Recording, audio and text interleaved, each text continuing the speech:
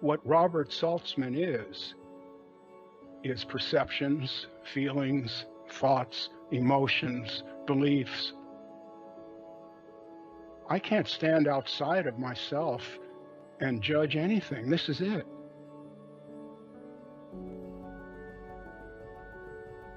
What the caterpillar calls my death, the rest of the world calls a butterfly.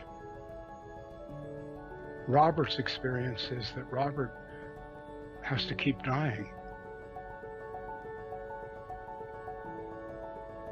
You're just distracted from seeing this thing. It's very clear.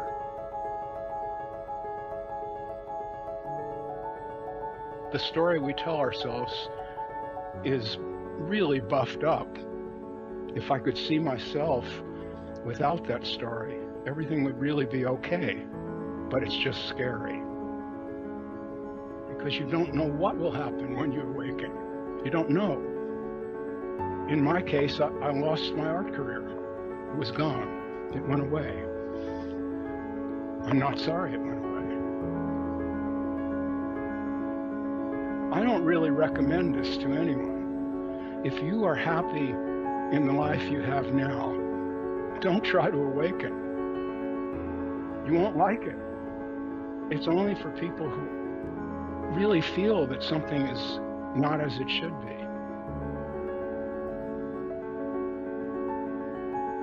Who am I? Who is this I that is dissatisfied? But once you ask yourself that question, it's a big question, and it may not end for quite a while, and you may have to go through a lot before you get an answer to that, if you ever do.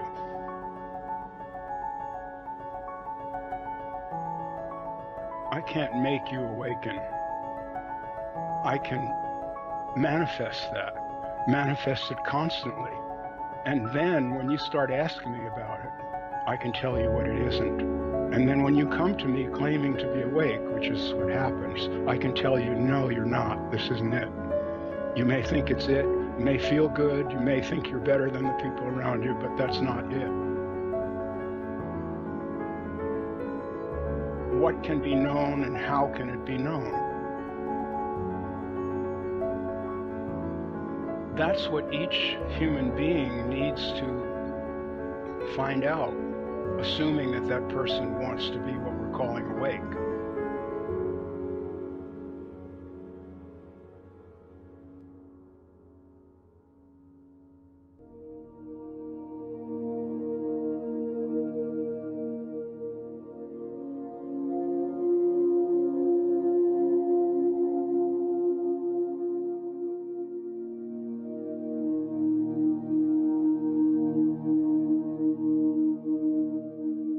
The secret is in there. If I could only decipher it and decode it enough.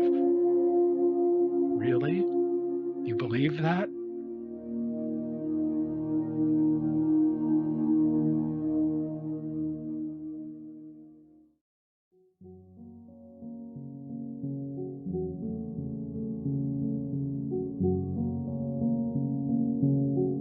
I'm not criticizing the teachers. They have a role to play, and the role to play is to keep you entertained so that you don't awaken. That's why people pay the money. They don't want to get into something really deep.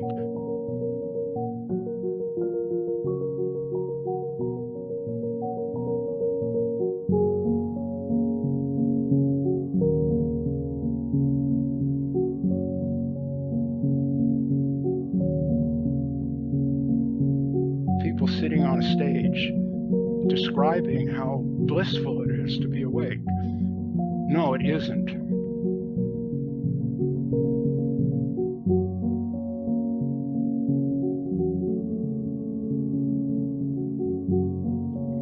They believe they're doing something good. They believe they have found something and they want to share it. And they're lying, but they're making a living. And I understand that because it's quite painful actually to see things as they are. It's not such an easy matter. We actually don't know what any of this is. No one knows how any of this got here. None of it.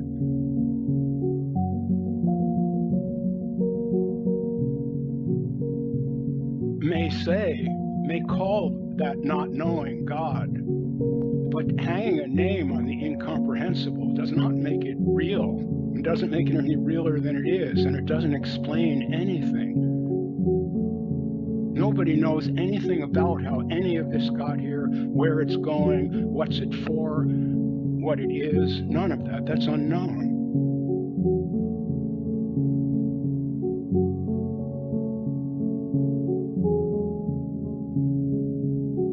In the moment that one really understands human limitation and stops imagining that Ramana or whoever got it really knows, really knew, as soon as that fantasy, I call it, disappears, you are awake and you won't be going back to sleep anymore.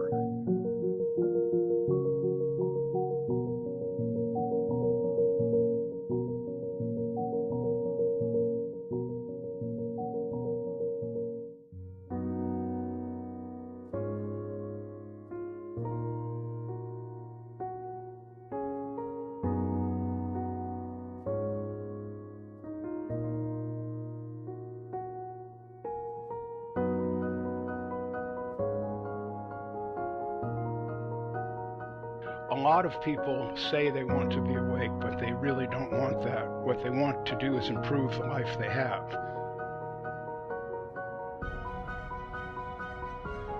And there's nothing wrong with that. I don't criticize that. It's fine. If that's what you want and you know that's what you want, you won't become confused.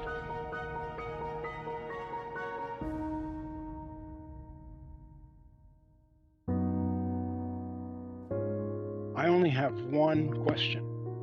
What's wrong with now? What's wrong with waking up right now?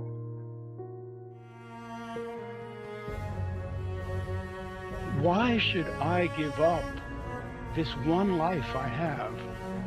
Why should I spend this life seeking when I can live? And instead of dealing with my pain by getting on a path with a promise that if I follow this eventually, then I'll feel okay at the end. Maybe there's a way to feel okay about it right now. Maybe I've never even tried that. This is it. The next moment will be something else. It keeps changing, it keeps flowing. There isn't anything else. And yet I'm telling you that I have no questions and I'm satisfied. There's nothing else. I can't become something. That would never occur to me. This moment is so rich. This moment is amazing. It really is.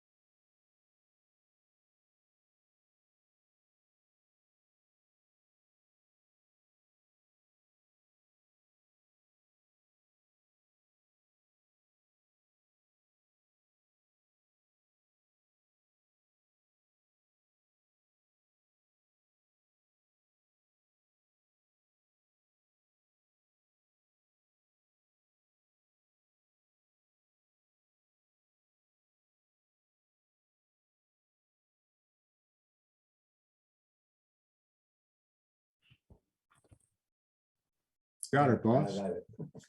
Hi, everyone. Welcome to meeting number 4 of the Gathering at Todos Santos 2021. I'm Robert Saltzman, author of The 10,000 Things and Depending on No Thing. We're here to discuss those books and any related issues. I have a great panel of people here tonight. I'm looking forward to hearing from all of them. And I have my good friend Ricardo Madrasso producing the live stream that you're watching. Take a bow, Ricardo. And we're at any time, which you can submit by chat message. So with that, I just want to introduce the panel. We have Jody Radzik from Arizona, Lisa Matt, who's in Texas, Muniandi Ramananjan, who is in Kuala Lumpur, Elena Asensio Ibanez is here in Todos Santos, and David Matt in Fairfield, Iowa. I think I will not make an introductory statement. I'm going to turn it over to Jody because his name came up in an earlier meeting a couple of years ago. He said that our sense of awareness has a non-conceptual basis. Be awake, essentially. And I would like you to expand on that, Jody, if you will. Okay. I was initiated into the Vedanta tradition of Vivekananda and Ramakrishna. So that's basically where I started. And I couldn't say I was formally educated in Vedanta, but I came to understand the Atman as being the thing that you wanted to find if you were looking for realization. That's basically what Vedanta, as I interpret it, says. Find the Atman. The Atman is there. And so one day in 1997, I noticed about my own awareness. And the only thing I could say about it was that it was non-conceptual. And then I was confirmed by a couple of gurus that, yes, this was indeed the Atman. And I kind of have a funny story. The first time I saw it, actually, I had been pointed at it twice in session. Let me interrupt because we may have some people observing who don't understand the word Atman. So would you define, please? Okay, yeah.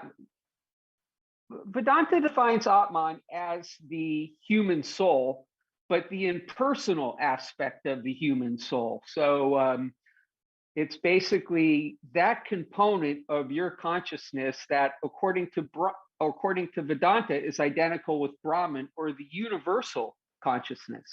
Now, I've taken a different stand than Vedanta after the fact now, but when you say Atman, you're basically saying the pure consciousness that we all share.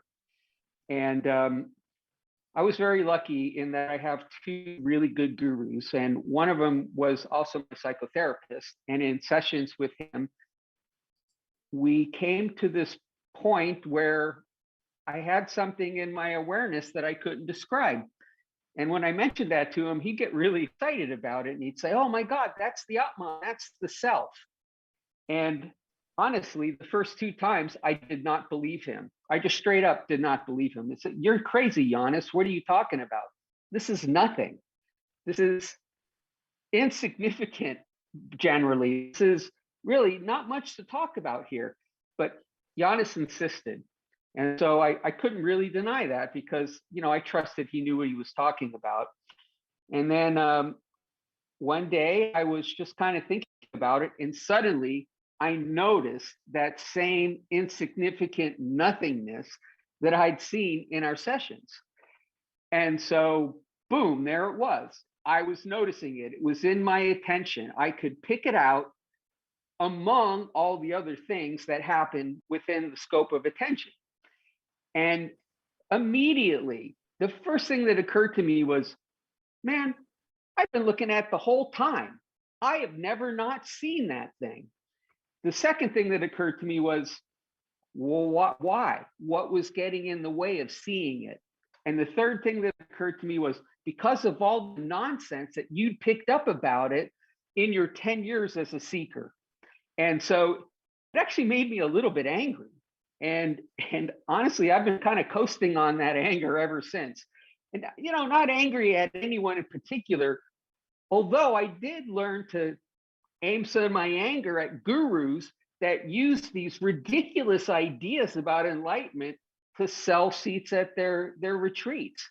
And I saw those gurus in particular as being very problematic to the entirety of spiritual enlightenment culture. So bringing it back to non-conceptual awareness, everyone's awareness is essentially non-conceptual.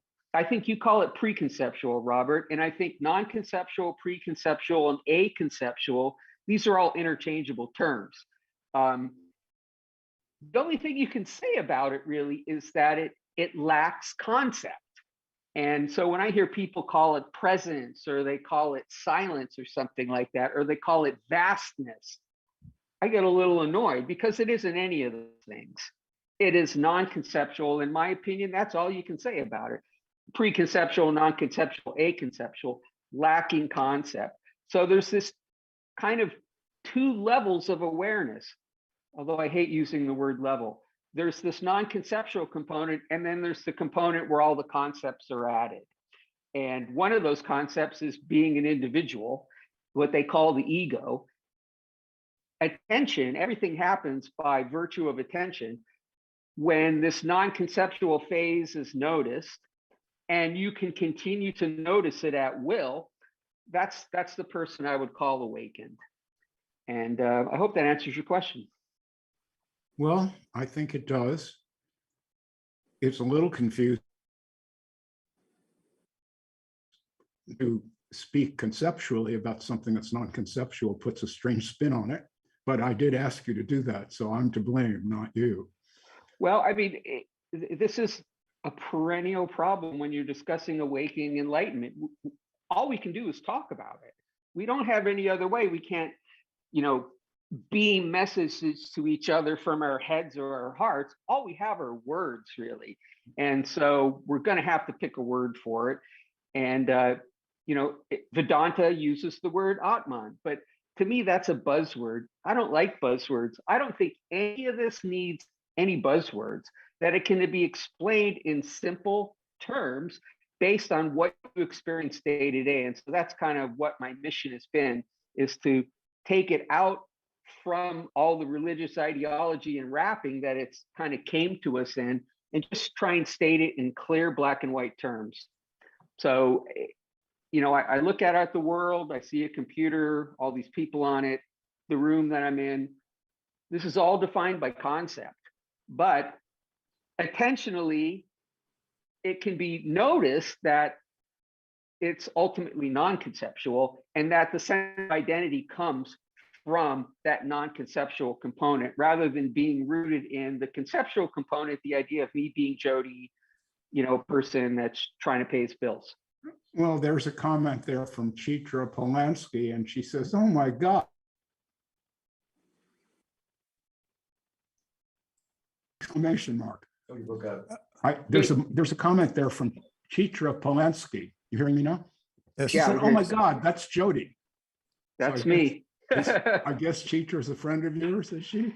I'm not sure, possibly. I've made many, many friends over the time that I've been online. And, I've made a few enemies as well. So I'm hoping she's a friend and not an enemy. I will say I'm not trying to make enemies, but I will insist on the points that I'm trying to make. And because people become so closely identified with the activity of seeking, if you question one of the things they believe about enlightenment, it gets received as an attack on their personal character. And the result is maybe not everyone wants to hear it. Yeah, well,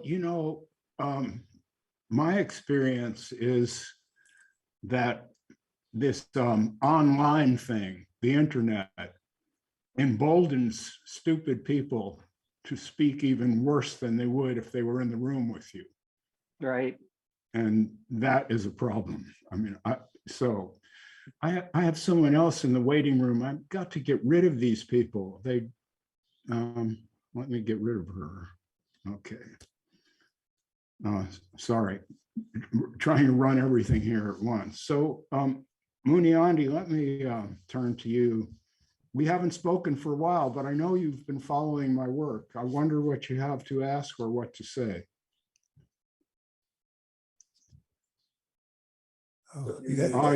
Unmute your microphone, Muniandi. So thank you so much, Robert, to invite me for into the panel. I'm not sure, I'm probably the least qualified to sit in the panel, but I'm so grateful you invited me. And I read your book about 2 years ago, 3 years ago, most likely 3 years ago. And that was the last book I read. I think I did tell you that. And one thing that happened after that is the whole seeking energy stopped. I don't know whether it's directly or indirectly. I'm just looking back at your chapter. I'm looking again now after 3 years.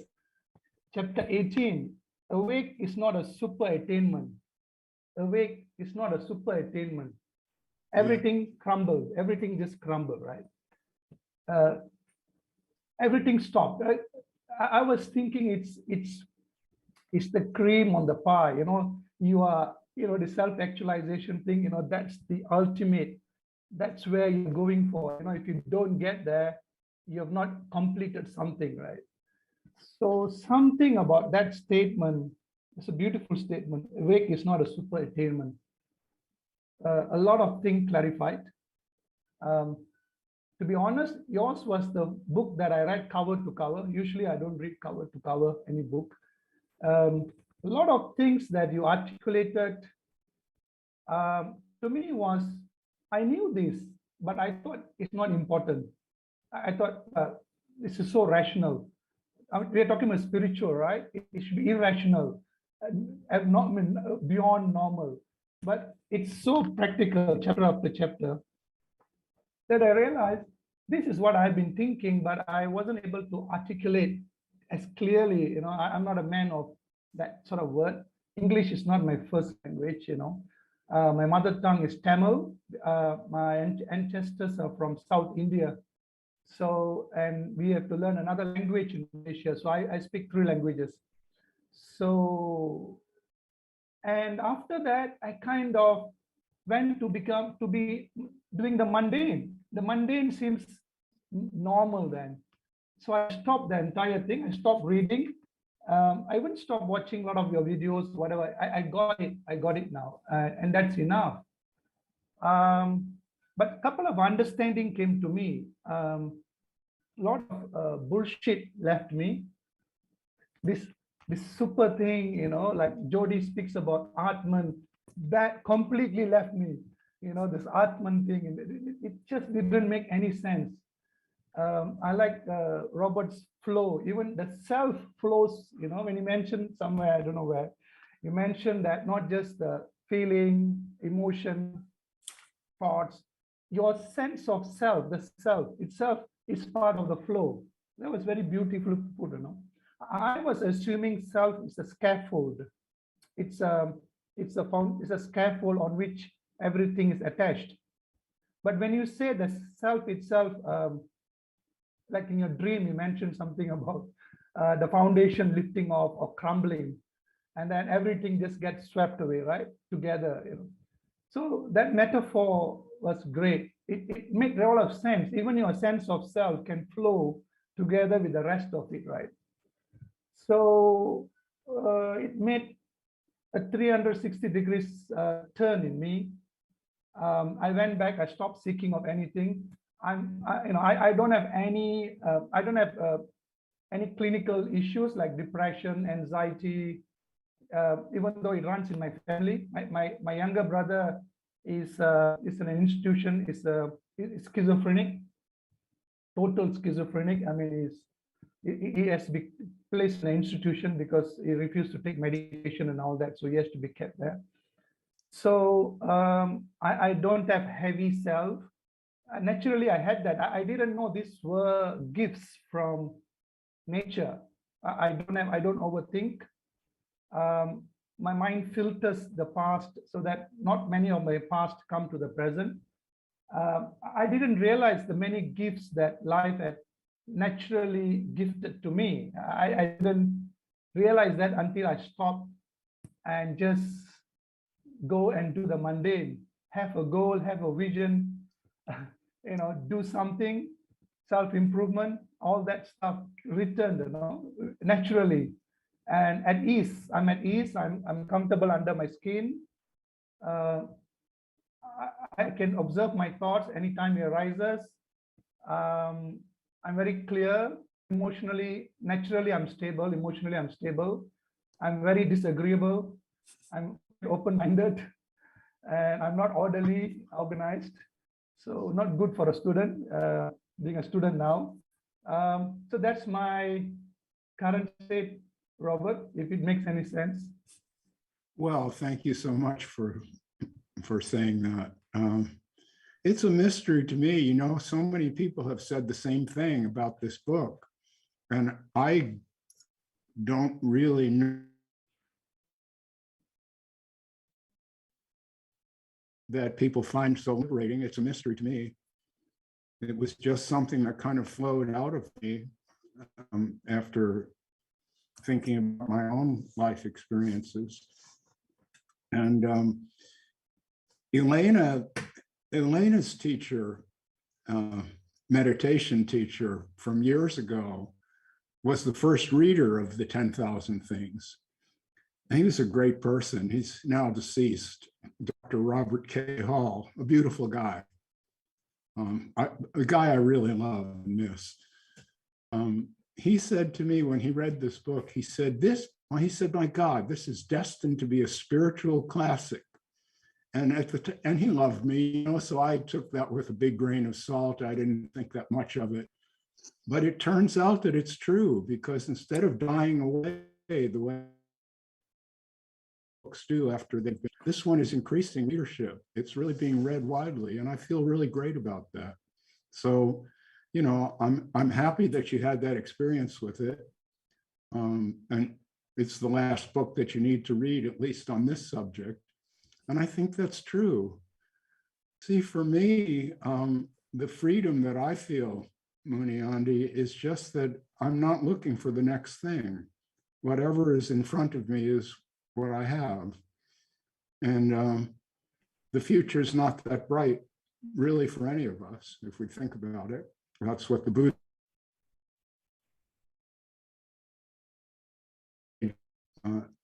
old age, illness, and death. So no hurry. Just take things, enjoy what you have for as long as you have it. And I don't really think theoretically about these things at all. I just get up in the morning and do what I need to do. And that's pretty much the story. So lately, I've had people trying to hang the spiritual teacher, what can I say? Trying to pin the tail on the donkey, that one, and I refuse. I don't really have anything. All I have to say is this is it, and whatever you feel right now is what you feel, and whatever you think is what you think, and that's not separate from you. You are what you think, you are what you feel. What you feel is you, what you see is you, and that kind of leaves nothing to be adjusted. You just have to take it as it is. So I think the point of meditation is to come to that, where you arrive at sitting there and you aren't expecting anything to happen. You're just observing. I've never been a big meditator, but my friend Elena here is a meditation teacher and a long time meditator. So I'd like to ask her to comment on what I just said. Elena, if you would. Yes, Robert, thank you. Well, first, let me just mention something that maybe the people who are listening to this are not aware of. Robert Hall, whom you just mentioned, when he wanted to comment on his opinion on your book, he didn't see any longer. He was blind already. So I was taking notes of or dictation of words, And we started over like 4 or 5 times because he wanted to be so precise and to really, really express what he felt upon reading your book. So that's a memory that I hold very dear in my heart. But anyway, apart from that, meditation. Meditation to me, and that is something I struggle with, being clear enough with the people who approach me wanting to learn to meditate. For me, meditation is only an activity, because it is an activity, it is a doing, that's about exploring as openly as possible your own experience. Whatever it is that you're feeling, whatever it is that's happening, that's what you try to put your attention on. That's it. There's nothing, magical. There's nothing, there's no seeking, there's no improvement promised. No, for me, meditation is only a matter of training yourself, training your mind to pay attention to what's really happening inside you or around you. That's it. It's very simple, but somehow people tend to complicate it and making it too grandiose and turning it into something, that promises you to become someone else or better, and that's not it. It's only a matter of stopping enough to notice what's happening. That's it. It's very, very simple. And I think that's the beauty of it. Just having the chance to actually be aware of what's happening, period. And of course, with time or with the chance to actually doing it, you realize that's enough. And that's the beauty of it. Yeah, so this is a method of noticing. Exactly, as simple as that. There's no extraordinary nothing. It's just noticing, period. That's it. That's an important concept for me, noticing that it's really all about attention. And I come back to this over and over again. And you said it yourself, Alina, it's what you can notice inside or outside. I would take it a step further and say meditation is training your attention. You're purposely putting your attention somewhere. And if it's a kind of general mindfulness meditation, it's noticing what you're feeling in your body. My meditation practices have been more simple, positive object focused. So I'll have a mantra that I'll say. And the act of meditation is making sure my attention is on the mantra. Well, what happens? Your mind wanders and it goes off somewhere else. You have to notice that your mind has wandered, and then you have to bring your attention back onto your object. And to me, that is the action of meditation. When your attention wanders and then you bring it back to focus, that's like doing a rep, like you're exercising, you're doing reps. I push these weights 100 times.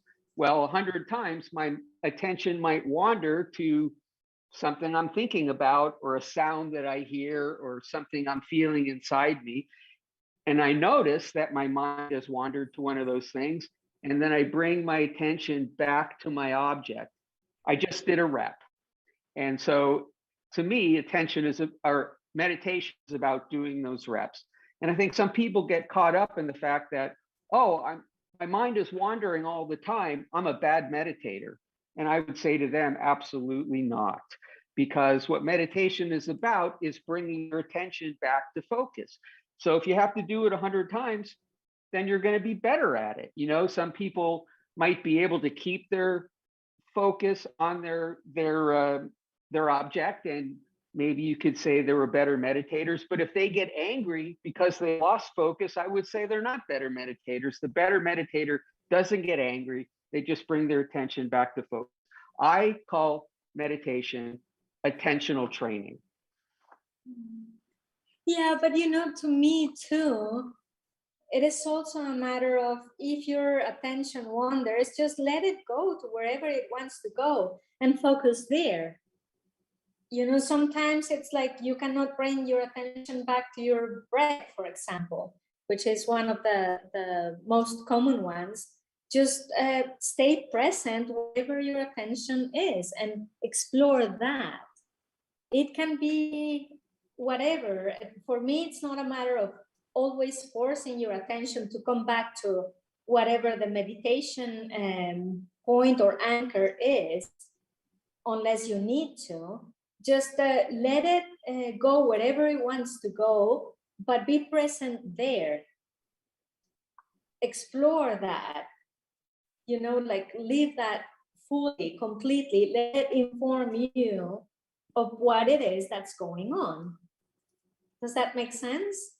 Oh, absolutely. I would call that mindfulness myself, but yeah, absolutely. I mean, there's a zillion different ways to meditate, and I think that if they involve acts of attention, that brings them within the definition of meditation. What I don't like so much is the idea of advanced meditation. And I think you see that a lot with commercial spiritual enterprises, that they start you on a program where first you have to learn this kind of meditation, then the next kind, then the next kind, then the next kind, then the next kind, until you finally get to the advanced kind. And meanwhile, you've paid for 6 or 7 retreats to get to the advanced kind. I would argue you've wasted all that money and time, because the important thing about attention is controlling what you're noticing as you're noticing it. And you can do that with the simplest form of meditation there is, either the one you've described or the one I've described. You don't need advanced meditation, according to me, in my opinion. It's really the simplest meditation is the best meditation, in my opinion, or then the one that works for you too, because as you said, maybe bringing your mind back to focus all the time isn't the best method for everyone. And then they can do a mindfulness thing where they just let their attention wander, but they're paying attention to what they're paying attention to. I think that's always the most important thing. It's about attention. For me, it always comes back to that. Well, so let me jump in here for a moment. David Matt is here. He's been following my work for the last few years. He's kind of an expert on it, really. And his daughter, Lisa's here. I've never met Lisa. Hi, Lisa. Hi, Robert. I think you've just kind of recently discovered my book. Is that true? Yeah, well, I've been hearing my dad talk about your work for some years now. And then he asked if I wanted to head down to Todos Santos for this year's gathering. And I said, absolutely. So I figured I should probably actually read your book as preparation. And, it's helps me a lot. I was raised in a commercial spiritual enterprise growing up. I'm a survivor of childhood transcendental meditation. Which I feel glad about for I guess grounding me from a young age in the idea that my thoughts are not always what they seem on face value, that there's another side to awareness beneath the scripts and the narratives that the mind just produces aren't all literal.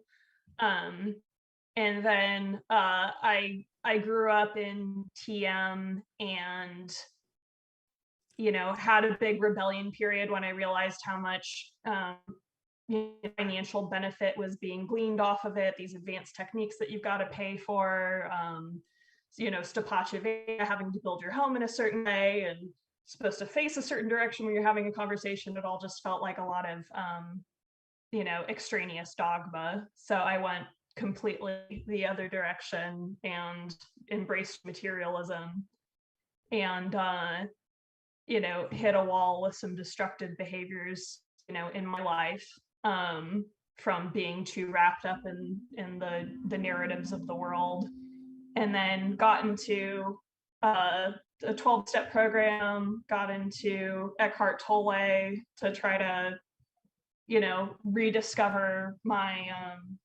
I don't know, the non-material side of my awareness. And I think really caught up in some materialism over that, thinking that I'm going to be present enough that I'm just going to transcend my whole personality. And then, you know, reading your book was one thing that sort of helped me, I don't know, come to a functional place of awareness where I can be involved in the world, and I can also, you know, not be caught up in the weeds of the world, if that makes sense. Yeah, that's a great statement. So it's really interesting. I hope David doesn't take this the wrong way, but I consider that whole TM thing to be a strange cult. And you grew up in that cult, yes? Yeah, I got my first meditation technique when I was 6 years old. Uh-huh. Yeah. Well, I've never actually met anyone who was exposed to that as a child. Yeah. And so I assume that your need for the 12-step program and everything resulted from a kind of rebellion against that cult. Yeah, that in a way, you know, just I think, you know, another thing about Fairfield, hope my dad doesn't mind, it attracts a lot of very mentally ill people, you know, and people going around saying, you know, there's a portal outside of a town 30 miles from here that's going to send you to Brazil if you're there on a full moon, and like angels are talking to you and you just have to wake up and listen to them, like all that, just like the whole greater new age cacophony, and growing up with that TM and the greater new age thing, and you know, the local Christian religion and Judaism all kind of coming at me the same way. I was like, you know, I'm gonna escape into the greater world at large. They seem to know what's up. But yeah, so I went and worked in Hollywood. I worked in reality TV, got exposed to drugs, and yeah, got very lost in that. But at the same time, you know, I didn't know how to stop seeking and just sit with myself. You know, I didn't know how to stop seeking religious answers. I didn't know how to stop seeking acceptance, money, success, you know, any of these things. You know, they can't fill somebody's emptiness like the ability to just be with oneself, which is something I've been trying to learn over the past 5 years. Yeah, well, to me, the ultimate is just to be able to sit on the park bench and relax. I don't think there's anything really beyond that, except in imagination. This idea of transcending the ego, I don't think is possible, because the ego just means I, and we all have a sense of I. There's no way to escape that. You wake up in the morning and there you are. Yeah. Can't pretend to be invisible. So, I mean, you can pretend, but won't really be invisible. Yeah. For me, I know that I'm in tune when I'm just happy sitting there. That's a good moment for me. And like, I think, you know, sort of one lens that I have when I was, you know, listening to today's talk earlier is that, like, as somebody with addiction, you know, I also, you know, can't just ride whatever train my eye wants to send me on, because my eye has a tendency to introduce thoughts that want to kill me, you know. So there's you know, for those of us who have a very, very dominant, you know, eye to get wrapped up in, I think it's important to do some things that are constructive, to find some peace and some grounding. It's something that I work with people a lot on an individual basis, to try to help them, you know, come to a sense of awareness that you know, they can learn how to build a trusting relationship with themselves. So do you counsel other people now? I do, yeah. Mhm. Well, that must be interesting work. Yeah, well, and non-professionally, I do it through my 12-step program, and I'm also in school to become a drug counselor. So, Mhm. yeah. Yeah.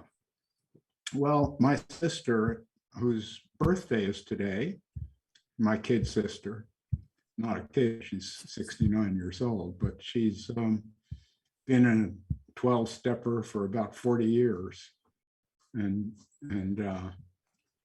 so I know quite a bit about that. I've been to,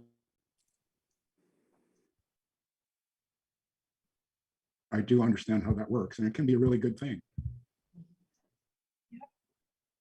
I'm a fan. Uh-huh.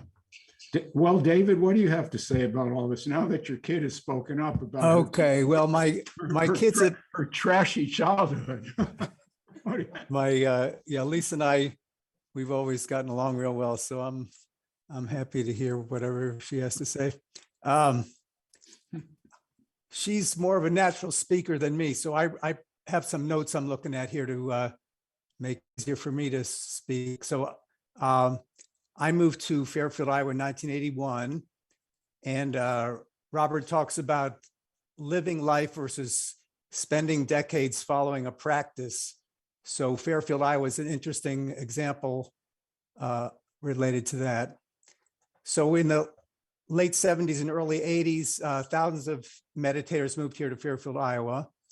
And I moved to be part of the community. And I thought it'd be cool to get out of the rat race in New York and do something meaningful with my life. So the TM meditating, it's enjoyable, and it's not like some techniques where you're like staring at a wall or something. So it's people do it, you know, the people who like TM, it's just kind of an enjoyable thing to do. And the marketing angle of TM is it's no effort at all, which is fairly accurate. You don't need beliefs to practice TM, but I'd say most of the people who moved here have some beliefs, such as there's something called pure consciousness. You access it when you do TM, and that pure consciousness, also known as the absolute, is the source of everything in the relative. And Maharishi Mahesh Yogi, who started TM, also said that large groups of meditators accessing pure consciousness together would bring world peace, and that we would reach a higher state of consciousness called cosmic consciousness after about 5 or 7 years of doing TM. So I was actually more skeptical than most people in Fairfield about this kind of stuff, but I believed it enough to move here. And just a little aside, there's a guy in Fairfield named Tom Christofiak. He was just interviewed on Batgap 2 months ago. And he wrote a book that's, I think, kind of right up Robert's alley. It's called Tempted to Believe: The Seductive Power of Claims About the Truth. And Robert's always talking about the truth with a capital T. So I read that a couple months ago. And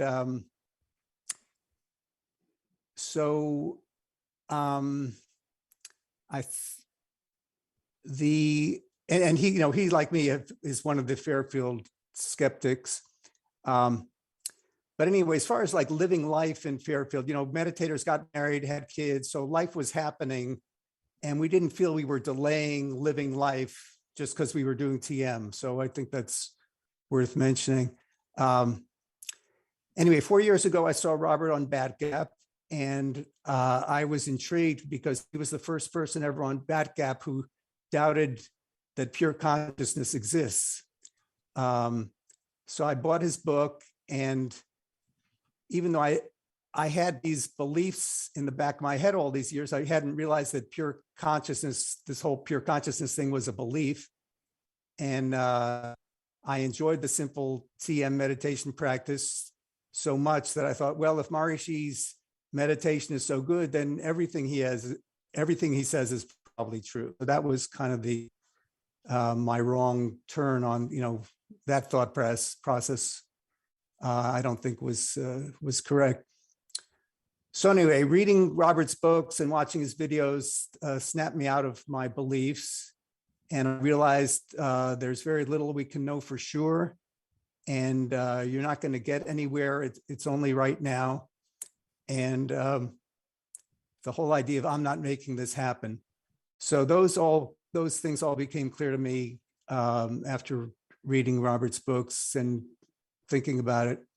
So I feel like I'm not searching anymore. Well, thank you.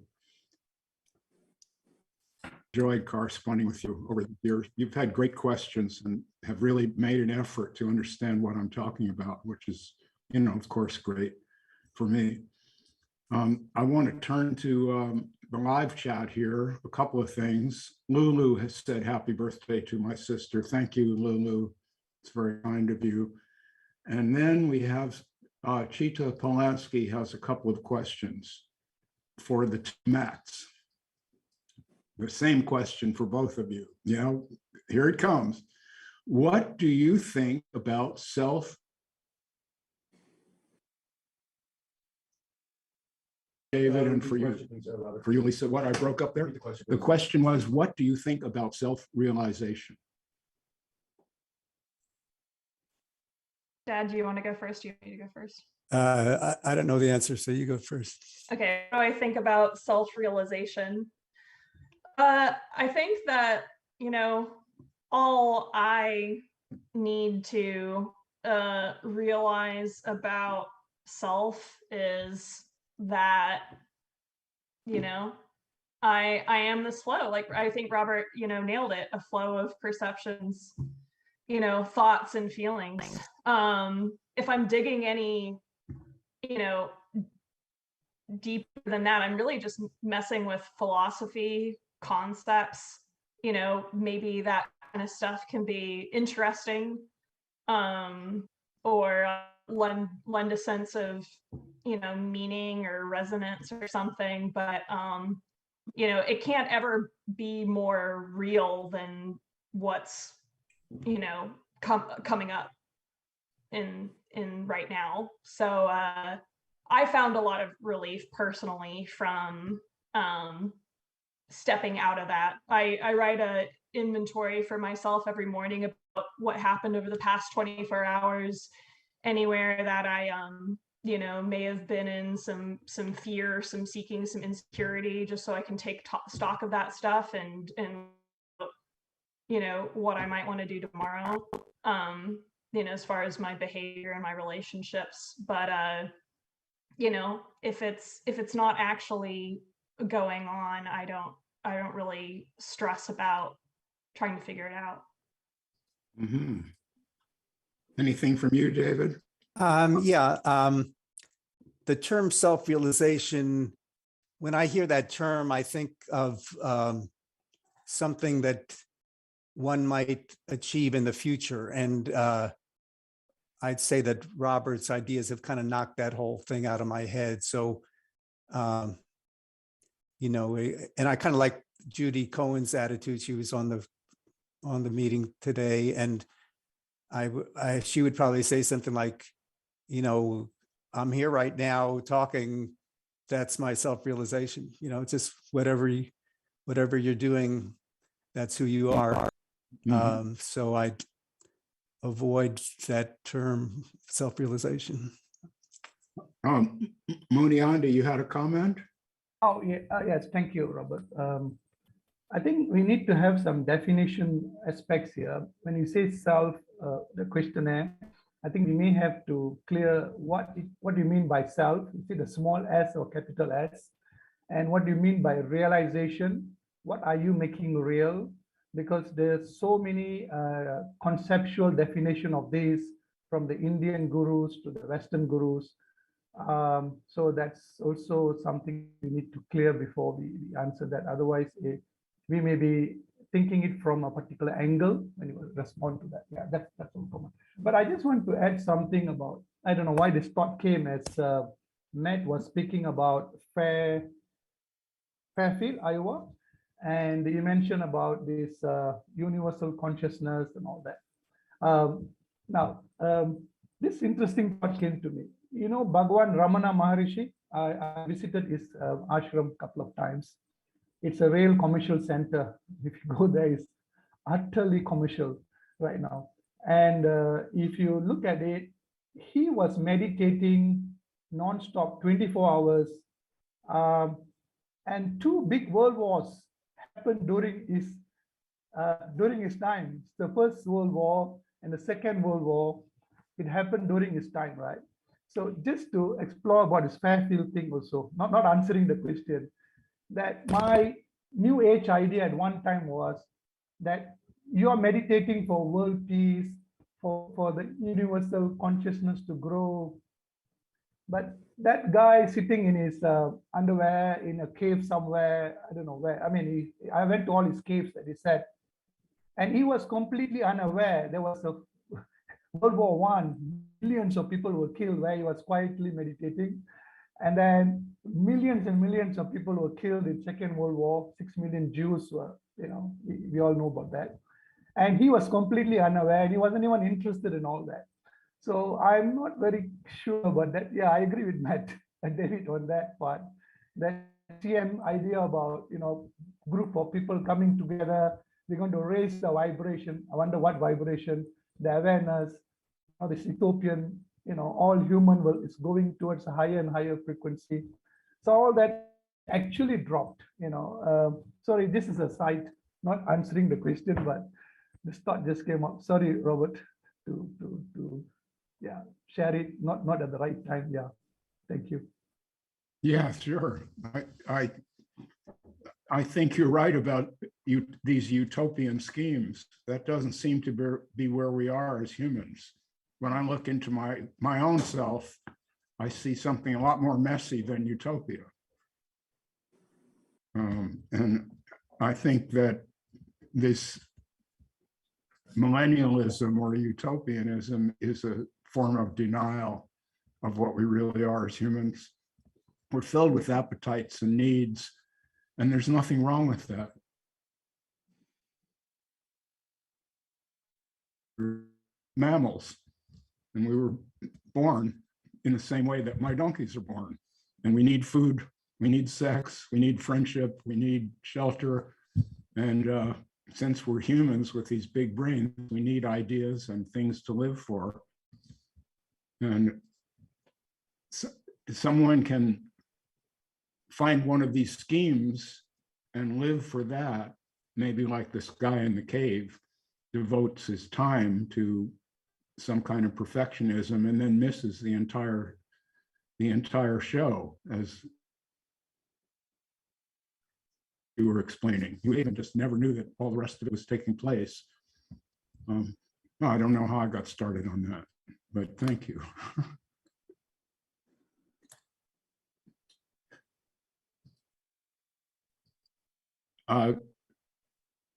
Lulu has a question.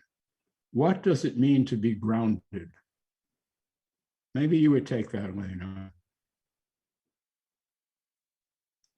To me, what means to be grounded means to be aware of where you are, what you're feeling, what your surroundings are. Just being present. That's what it means to me.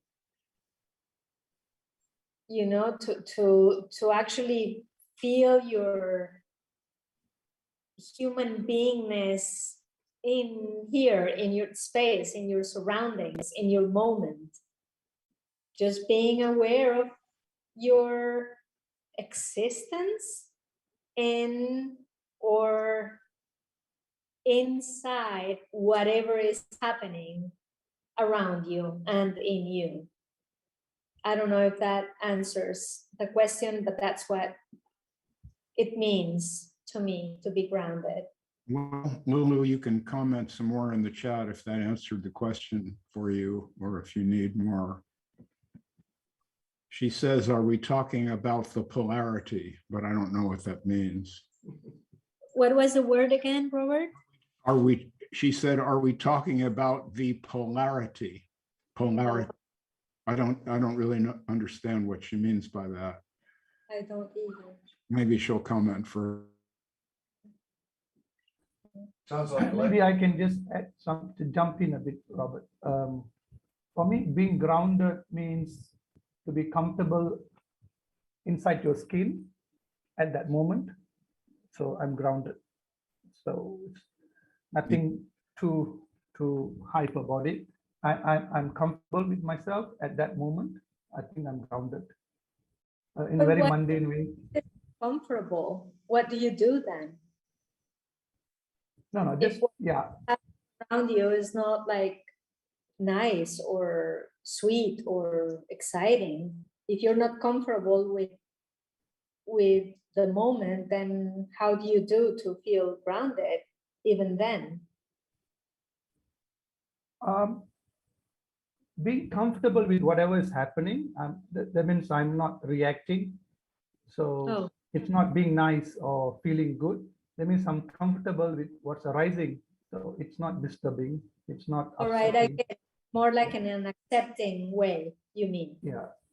So it's not in a spiritual grounding, meaning, yeah, I can take it, whatever is happening, it's all right. All right. So very clear, level-headed about it. And whatever action needs to be taken, take it from there, rather than starting from a chaotic situation, so you can be very chaotic and yet be orderly about it. I don't know whether that makes sense. There could be chaos running externally or internally, but you can be very grounded about it and bring some order to it. If you can move to elevate suffering, either internal or external, that's sort of in a very practical, mundane way. Yeah. I think I might have been the one to say grounded like several times when I was talking about my process. So for me, when I say grounded, maybe that is a polarity, because I mean, when I'm lost in my thoughts as a narrative and just believing in all of my thoughts and just going and going and going with that, to me, that's an opposite of what it is to be grounded, where my thoughts may still be happening, but I am aware of them as thoughts versus just being lost in the thought. So being grounded doesn't mean that I'm necessarily comfortable. It doesn't mean that I'm suppressing anything or being spiritual or being reasonable. It just means that I am in what's arising.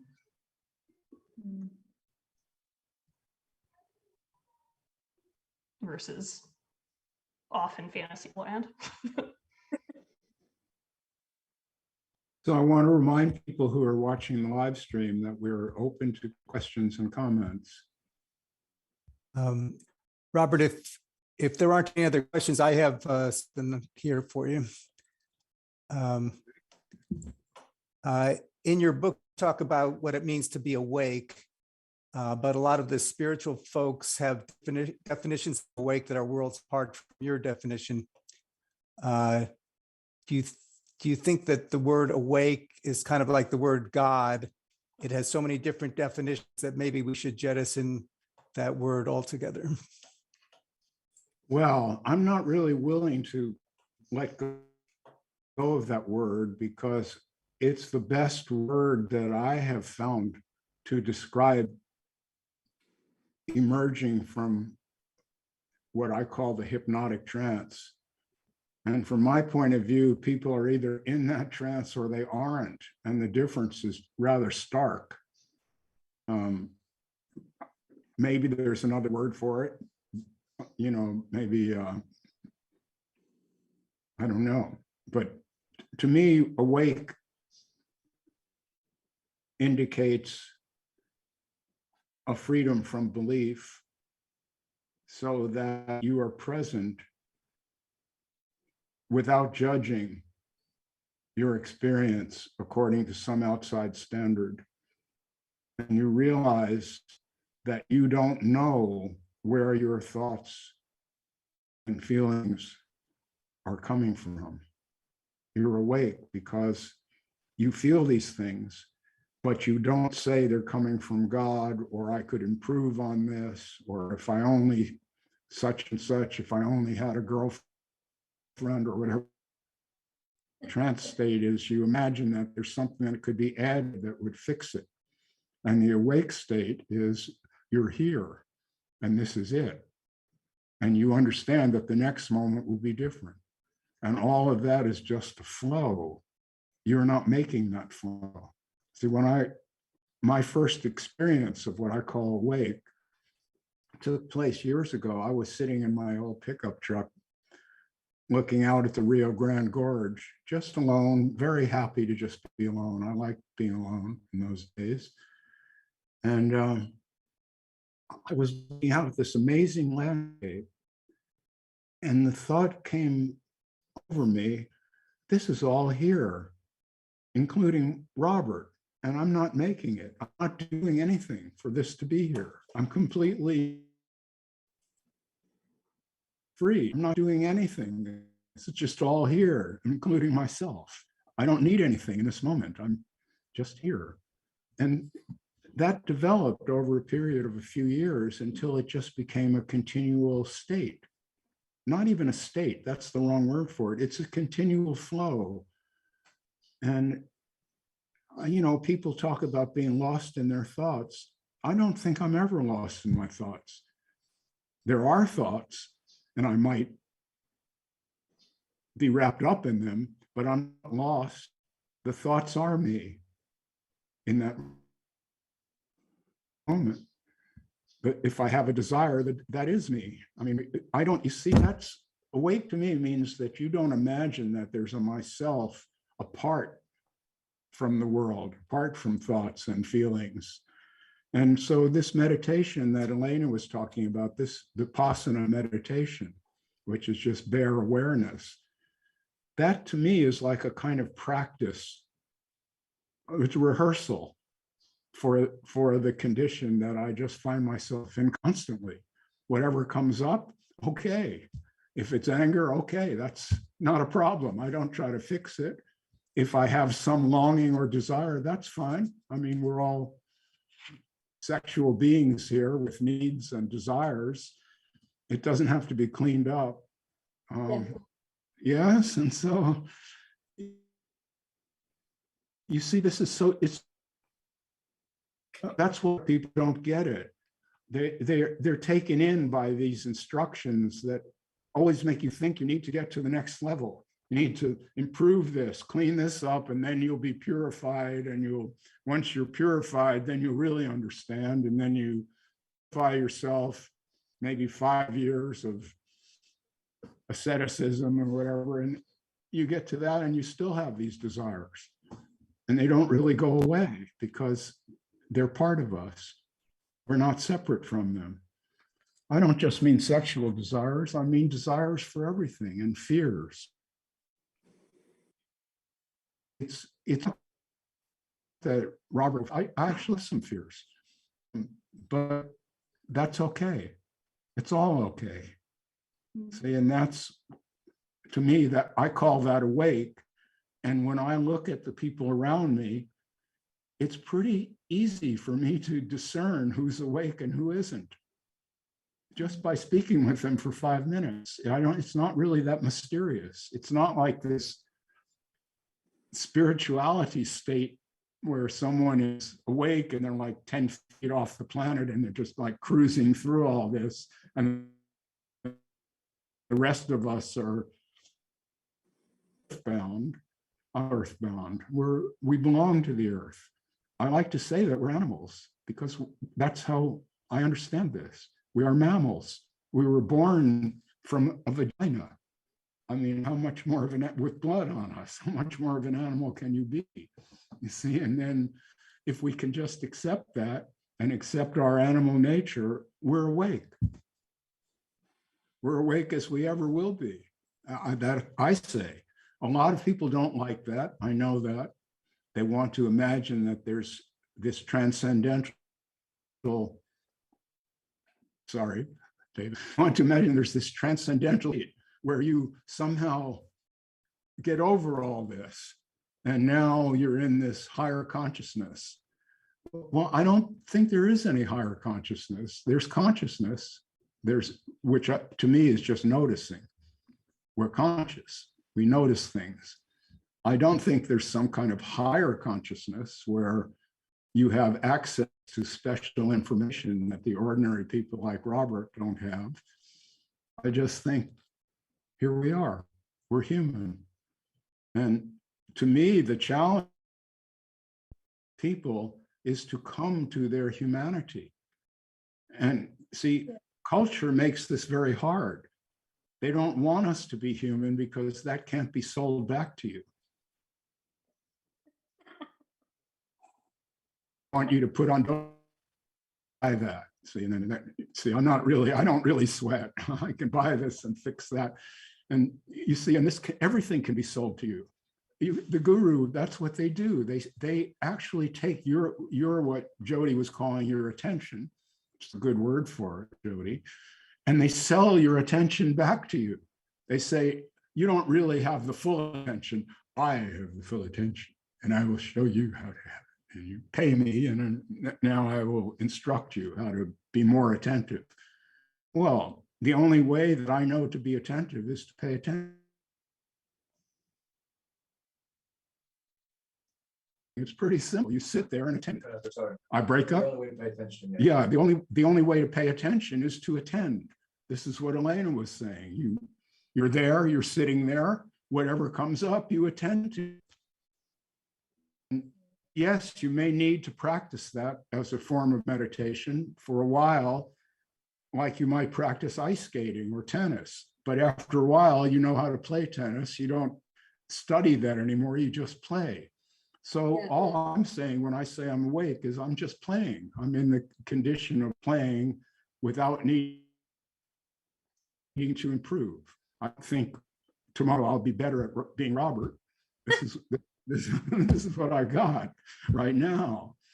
And so when people say, well, I'm in the now, Eckhart Tolle, I say Tolle, I don't know, but he said, I don't really like him very much, but he had this. Nor am I. He had this one great line that I can forgive him almost everything because he had this one great line. He said, when I tell people to be in the now, they say to me, I don't like this now. I'm going to wait for one I like and be in that one. And you see, that much sums it up. That's the problem right there. We like what we like, and that's what we want, and we dislike what we dislike, and we don't want to have anything to do with it.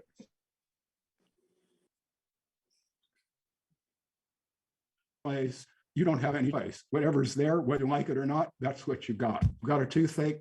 Sorry, you're going to have to go to the dentist. Oh, you had a date, to go to the movies? No, you can't. You have to go to the dentist. But I don't want to go to the dentist. I want to go on my date. You see, that's the human problem.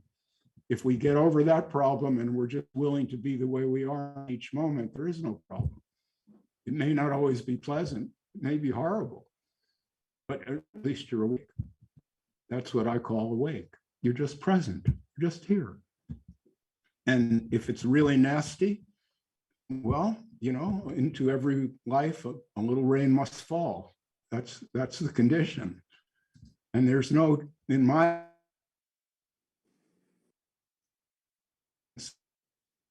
things come up one thing after another. And as I like to say, you just chew it up, swallow it one bite at a time. And sometimes you have barely enough saliva to get it down. I think that may be the line in the 10,000 Things that a lot of people glommed onto, because it's so true. It's hard to deny it. I mean, that's what we're all doing. And sometimes it's really difficult. Really difficult. I was suicidal for a while when I had my broken back. I started to wonder, I was in terrible pain and there was no fixing the pain.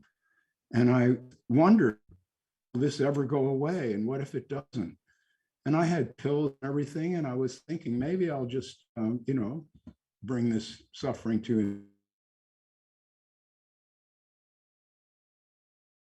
extreme. And I don't think there's any way to really fix that. Things happen, you get depressed, you get sad, or whatever happens, and you have to find your way through it. No one can really fix it. So that sounds horrible, really, but that's what I call being awake. So don't try to be awake because it's terrible. My advice to you, if you're asleep, ignorance is bliss. I have spoken, ignorance is bliss.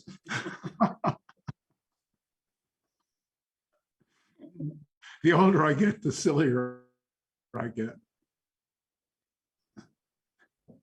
You get a peek at the grave, see, and you start to really think, oh, this is pretty funny. Oh, this vanity. Makes it more fun. I didn't hear that, Jody. It makes it more fun. Well, it's fun to laugh, isn't it? Yeah. Exactly. It certainly beats crying.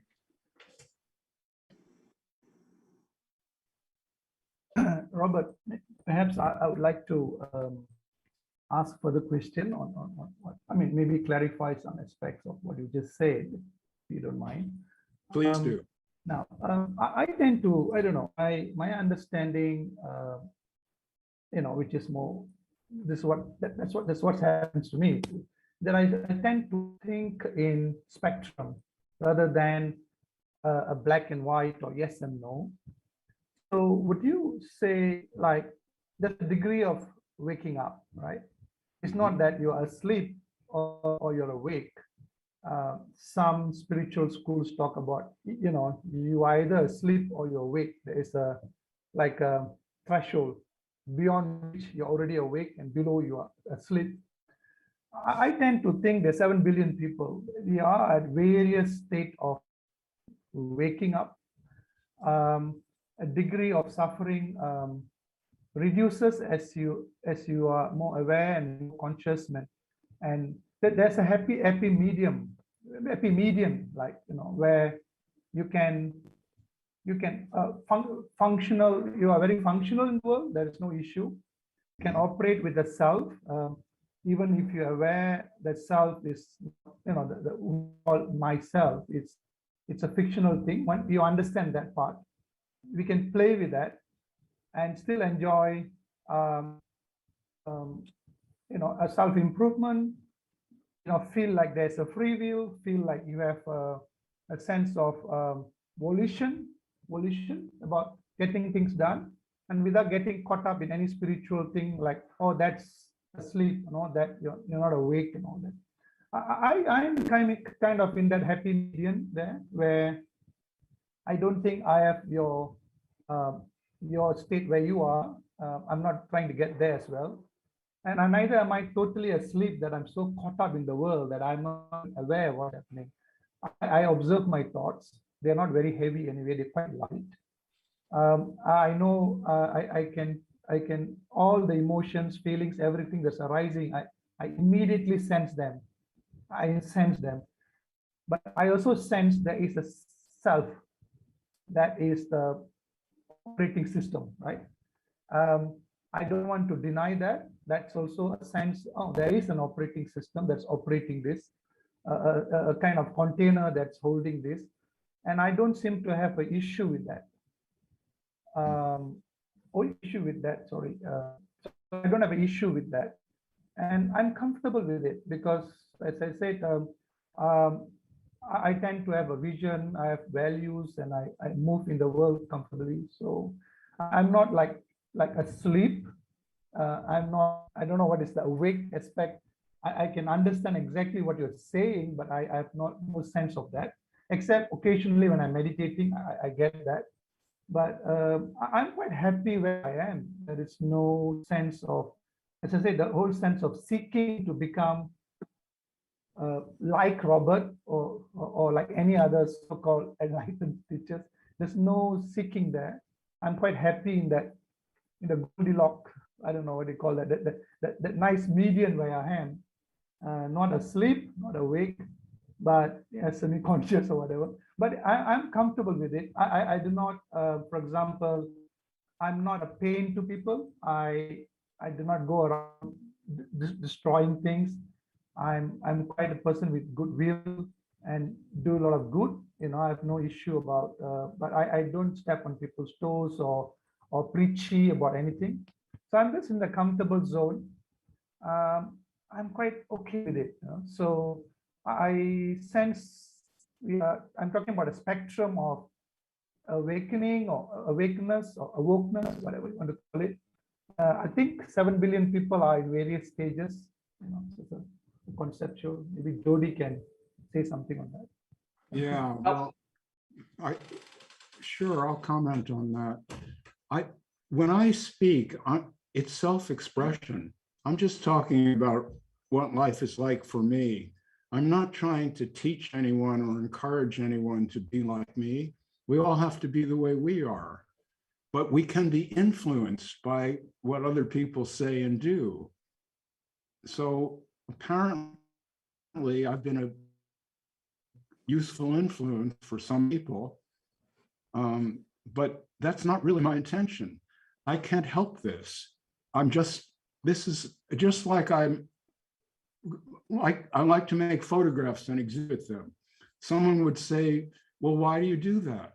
Well, I don't know. I don't know why I do it. Whenever I leave the house, I have a camera around my neck. It's just what I do. I didn't speak this way until I met Robert Hall. I was very quiet. I had this inner world of my own, but I didn't speak about it with anyone. I lived in this town for years. No one had any idea that I was thinking this way or feeling this way.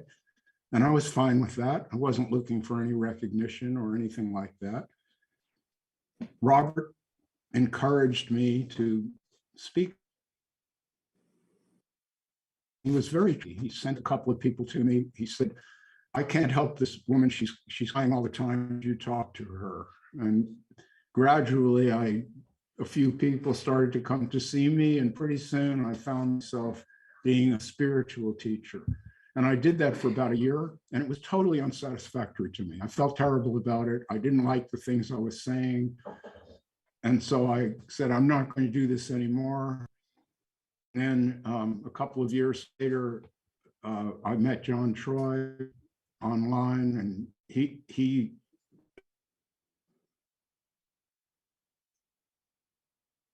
writing a bit.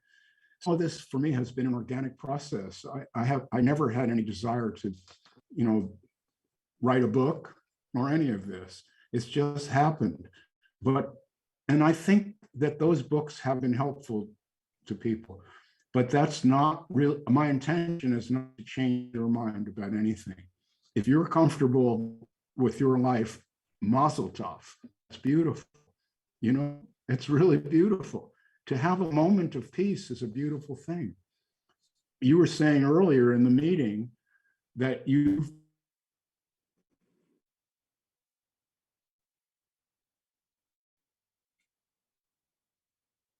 breaking up again? Oh, that's terrible. You were saying earlier that you were comfortable in your own. Yes, this internet connection. Yeah. You were saying that you're comfortable in your own skin, that you're not schizophrenic, that you know how to do your thing. As far as I'm concerned, that's it. That's the ultimate state. There's nothing further to accomplish. My whole thing that I've been expressing to people, which I think is liberating to some people, and they believe me when I say there isn't anything else. I'll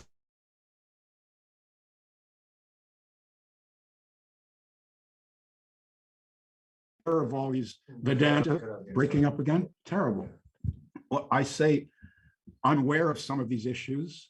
I'm aware of Advaita Vedanta, for example. I guess you come from that tradition. I'm just guessing.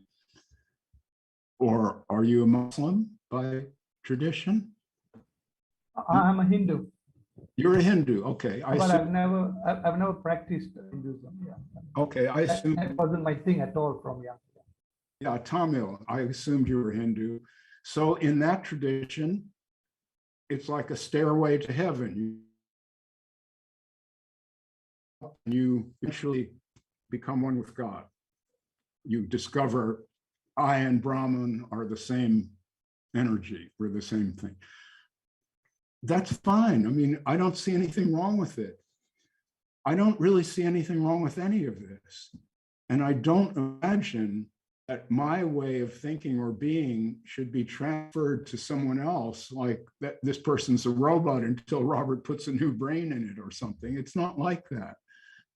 Well, the same in a certain way. We all have our lives, our desires, our goals, our attributes, our careers, whatever it may be. And if something that I say casts a little light on it for someone, I'm happy. But I'm not a teacher.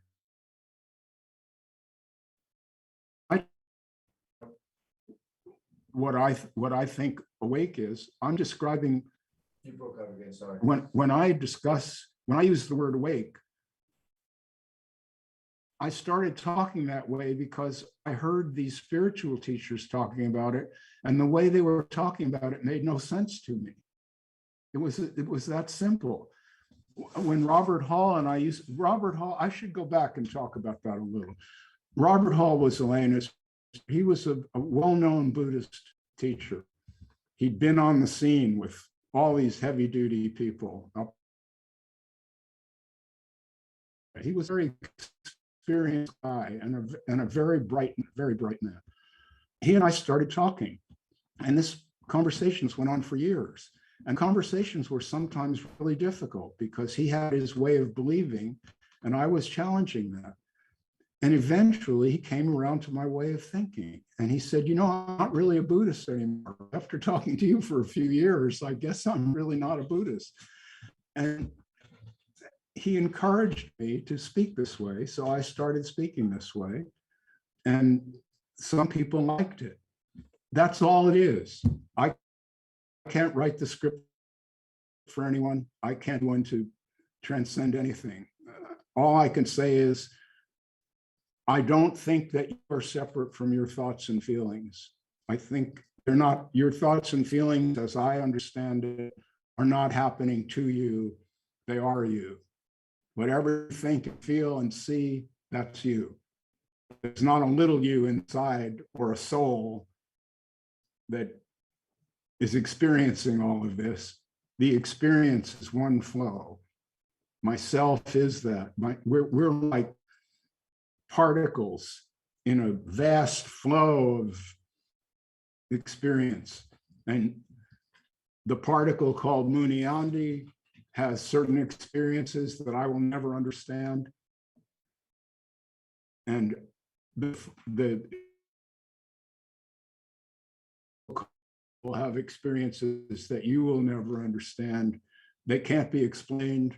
They take place in silence within us. We don't have names for them. We can never explain that to another person. I'm not a woman. I don't know what it's like to give birth. I never will, not in this body. And so you see, we just, all we have is what we have. We can't jump out of that and jump into something else. And the reason that I speak out against spirituality is because the spiritual teachers are trying to tell you, you can jump out of where you are and be in this better place. And I don't see it. I just don't see that. And, you know, you like my book, it stopped you from seeking. So that's beautiful. But I don't think it replaced the seeking with some other new idea. Yeah, that's the beauty of your book, Robert, because the thing that was not grounding me or making me uncomfortable was this idea that I've not reached, that there's something that I've not reached.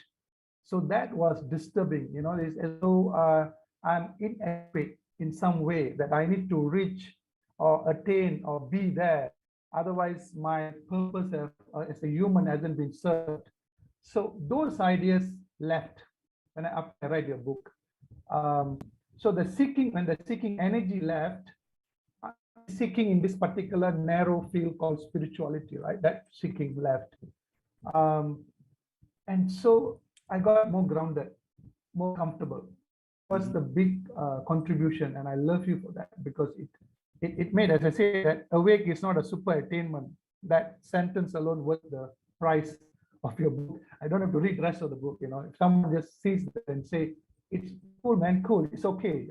You don't have to be awake in whatever definition of awake, awoke, whatever. So, but what dawned on me subsequently was to understand that in the spectrum of consciousness, whatever consciousness, there is a spectrum of awareness, understanding, whatever it is. How some people are totally lost in their thought. They are not even aware that they are thinking. They are assuming their thinking is who they are. They are so into it and they are totally lost. And compared to, for example, Robert, you have like everything is flowing. You can't separate yourself because you are that you're flowing with it. So, so I just wanted to highlight that because there's 7 billion people we have. So for those like me who were thinking there is an attainment, your book helped me. But it's okay, we can rest in whatever state we are in. As you said, we are the way we are. We can't be other than who we are. Yeah, well, the way I am is the way. That's the line in the book that did it for you. Awake is not a super attainment. So that's the one that worked for you. Other words worked for other people. But yeah, I agree with you. There are people like Donald Trump in this world, and they're profoundly asleep. They're practically dead. They are dead, really. And then there are other people who are more awake. I agree with you. There is a kind of a spectrum. But I wouldn't say that I'm at one end of the spectrum either. I don't know where I am. That's part of being awake. Where I am. I can't judge. All I have is what breaking up again. This is terrible. All I have is what I have. I can't stand outside of myself and evaluate that. I really can't. I mean, I'm not making any claims. Really, I'm not. I know people think I am. They're, oh, Robert, Robert thinks he's so cool. No, I don't really. I just wake up in the morning and try to cope with whatever's happening. But Robert, if I could interrupt, it's kind of a gray area. It's a tricky question because you wrote 2 books because you knew that your experience seems different from what you hear these spiritual people saying. Or so in one sense, you do realize that where you're at is different from a lot of people. Well, David, what happened is I had this real tussle with Robert Hall, went on for years, because he would have called himself a spiritual person. He did call himself that. And we butted heads a lot because I told him, it's all bullshit. That's what I said to him. I said, all that stuff you're talking about, that's just bullshit. And eventually he came around to seeing the part of it that was bullshit and the part that wasn't. And he really had something beautiful to contribute to the world. And I think after speaking with me for a few years, he refined his approach and really helped a lot of people. He was a really beautiful teacher. He had a dinner one night when all of his students from Mexican mainland came over here. I met these people and they were so turned on and they just loved him so much. I mean, this is a great man we're talking about. Yes, I realized I had an influence on him and he encouraged me to speak about it and I ended up writing about it and he loved the book that I wrote. So there is that, but yes, I get that. I get that part of it, but that doesn't make me special. It just makes me a writer. There's plenty of writers. There's a lot of books. There's a lot of books, really. And there's a lot of ideas. You like my ideas, so we have this thing that we can discuss. Other people don't like my ideas. I have some detractors who hate my ideas. They really do. And I have people who say to me, you're destroying everything.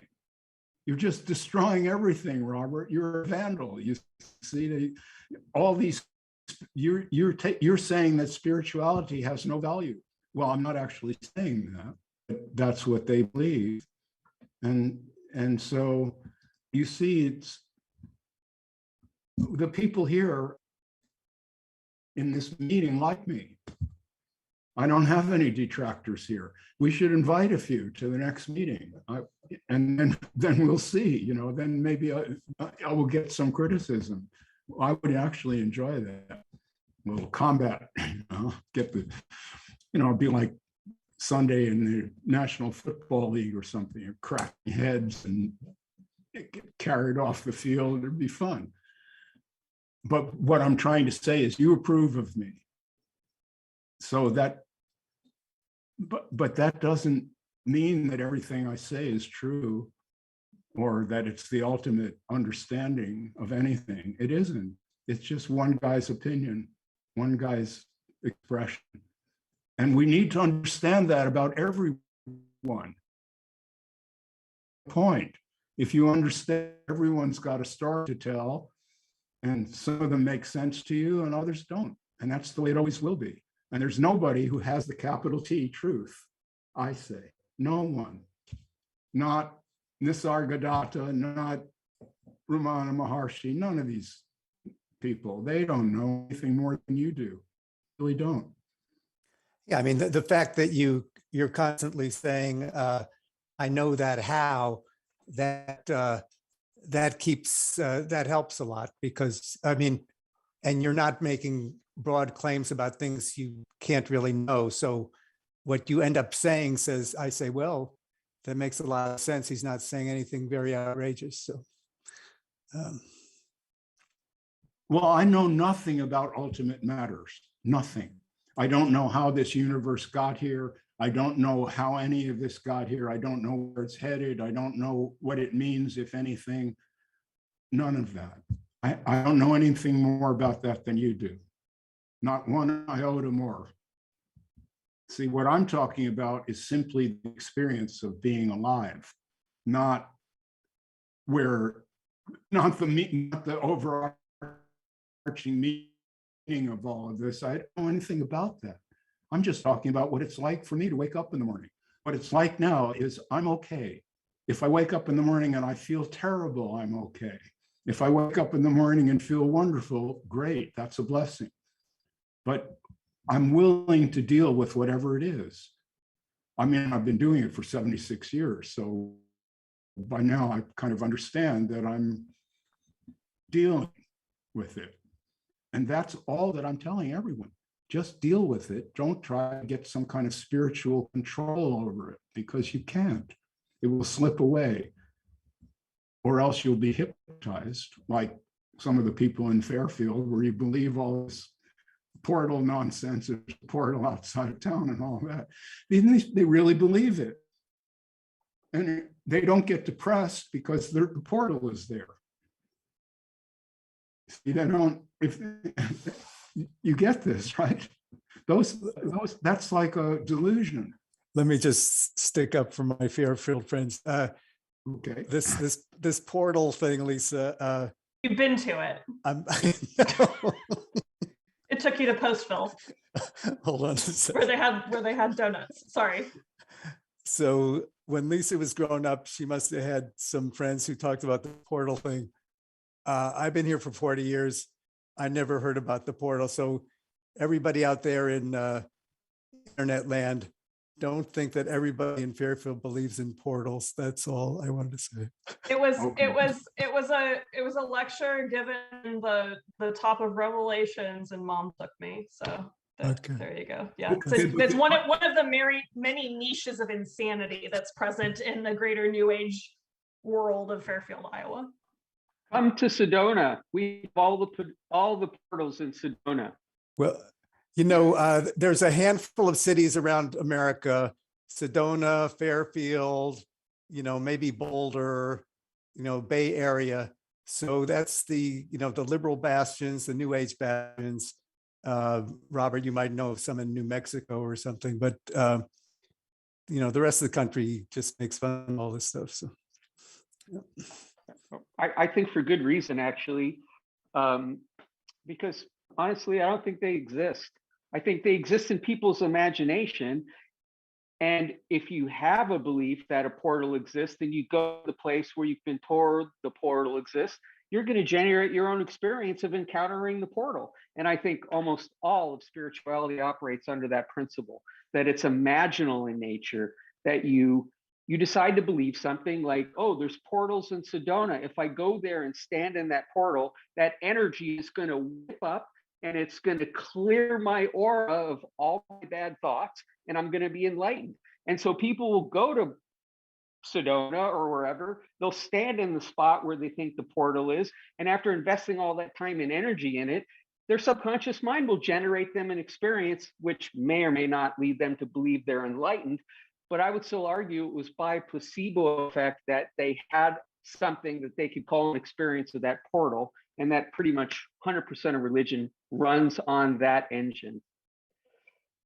Just to be sweeping and generalizing in a way that probably isn't very fashionable, but I really believe that. So, thanks, Jody. Yeah, well, not really a new age thing. Sorry, go ahead. Yeah, thanks, Jody. That's so funny. But there's another portal. Every guru say they are the portal, right? If you are sit in their field of energy, and there's something called, I don't know, I used to believe that when I was younger. It's called Robert. Okay, sorry. Yeah, okay, so I'll just get on talking. So there is, they say they are the portal. They are the, so when you sit under their feet, there's a transmission happening, you know, there's a Darshan. Darshan. So when I was 18, I kissed the idiot's feet, you know. My battery was dying. Guru Maharaji. I don't know whether anybody have heard about it. He's now called, I don't know what is his name now. He still goes around teaching peace and all that. Prem Rawat. Prem Rawat. That's it. He owns like 3 private jets. Yes. He flies them himself. Yes. In fact, his devotees built the plane for him, right? And I kissed his feet. I actually sat, and he was wearing a socks, and we queue up like sheep, and I bent down and kissed his feet. I was 18, and it's a con man. You know, but I didn't. I mean, at that time they said he is the avatar. He is the Krishna. He has come to liberate the world, and I left. I wanted to go to university, right? But one of the local leaders said, Krishna is here and you want to go to university? Think about it. Krishna is walking in flesh and you are thinking to go to school, and what are you trying to do? This is the moment everyone is waiting for, right? And you want to miss the point and go to school. So it took me a few years to get back to school, you know, to get out of that nonsense of him, you know, and his scandals, and he's taking, you know, drugs and whatever he was doing, nonsense. So what I was saying is the portal, all these gurus claim, you sit under the feet, you don't have to do anything, you pay the fees, sit under my feet. It's a part of darshan, eye contact, and you will be liberated, right? And still billions of Hindus believe in that there is something in a particular temple, you go there, or gurus, there's thousands of gurus in India. The portal is ashram. You go and sit in his feet and you get it. So I think that's the other concept of portal. You know, these guys, they con people, and this idea that many of the followers of Ramana Maharshi, including Papaji or whatever, and his lineage, all talk about this part, that it is a sudden stoppage of thought, sudden awakening happen in the presence of the guru, right? And then they perpetuate this idea about guru lineage. And Muji and his con group, you know, the whole people queuing up to kiss his feet. It's still continuing to the present. They are the portal, and you're gifted to be under the present.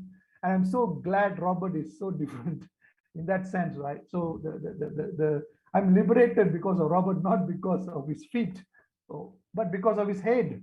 You know, it made a lot of sense to me. What are you going to kiss? You're going to kiss my head instead of my feet? I wish I could kiss your forehead. You know, I didn't tell you, I wish I could hug you, because you cleared out of that nonsense from me. And I say seeking to be in the presence of all this bullshit gurus stopped, or going to a pilgrimage or going to a site or reading something, all that nonsense stopped, right? So I am forever grateful, Robert. Anyway, let's talk to the portal. I got digressed a bit, but that's it. No, but Murnai, you bring up such an important point. That is the core of the guru grift. The idea that they are a source of spiritual power, and that by being within their satsang or within their darshan or within their presence or getting shaktipat for them, that they're transmitting an energy to you that raises your vibration. All of these metaphors, 100% bullshit.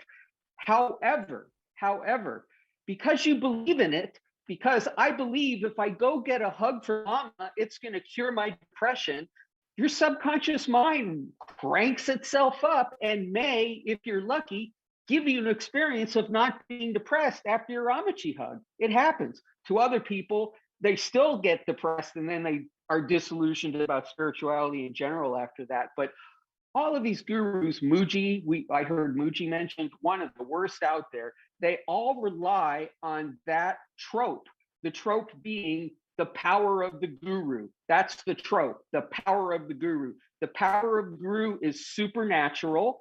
It can act across space and time. However, it's better when you're closer to the guru and maybe you're paying money to sit closer to the guru.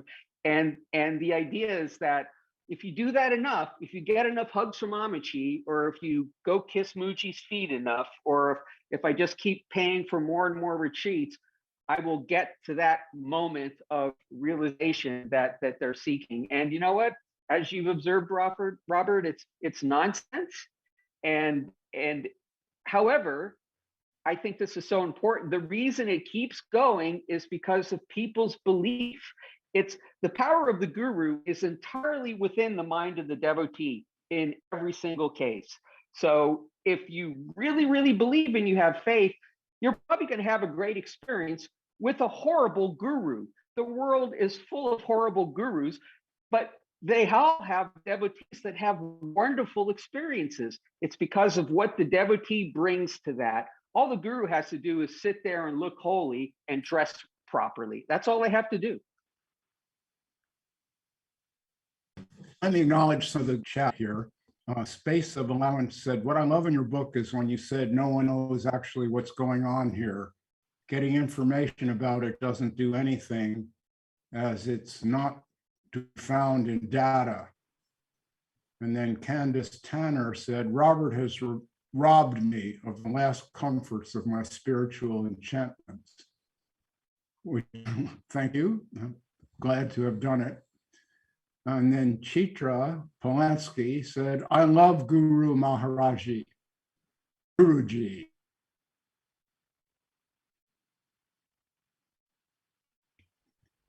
So some people like their gurus, Jody.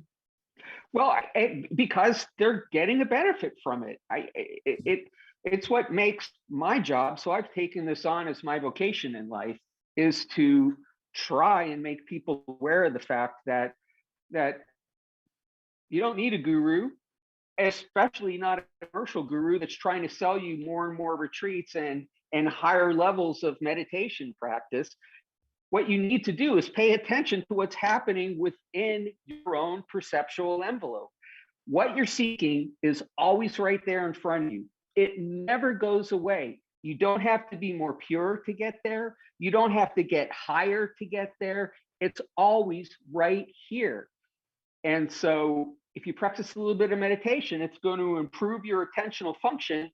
Maybe you'll see it because you can notice it. I think, Robert, you noticed when you were looking at the Rio Grande Gorge those many years ago, you noticed something about your experience. And then that became the truth of your experience. Yeah, sorry. Go ahead. I've interrupted. Go ahead. What I want to say is, it's so important to understand that what you're seeking is always right in front of you. It's not hidden. It's in plain sight. But because you've never not seen anything else, it's very hard to notice. I would argue, generally, these gurus will argue that you're not pure enough, and so you're not able to receive this energy that I'm sending you. And these impurities in your consciousness are getting in the way. That's all nonsense. It's always right there in front of you. The thing that makes it hard to see is you've never not seen it, Robert. If you're in a state of ease, you're in a state of ease. It's like there's nothing to notice there. And so I think people are looking to go outside of what's right in front of them, and that's a mistake. Everyone can trust 100% of the time that what they're seeking as enlightenment is always right in front of them. I think that's a very important point, and I don't really get it hearing made that much, because really, how can you sell that? You can't sell that, really. People that are in the business of spirituality, that is, people that make their living as spiritual teachers, they need to have something to sell. And so the simple messages that could reveal the most about the truth with capital T get lost in this drive to keep people in the seats. Yeah, well, you see, we actually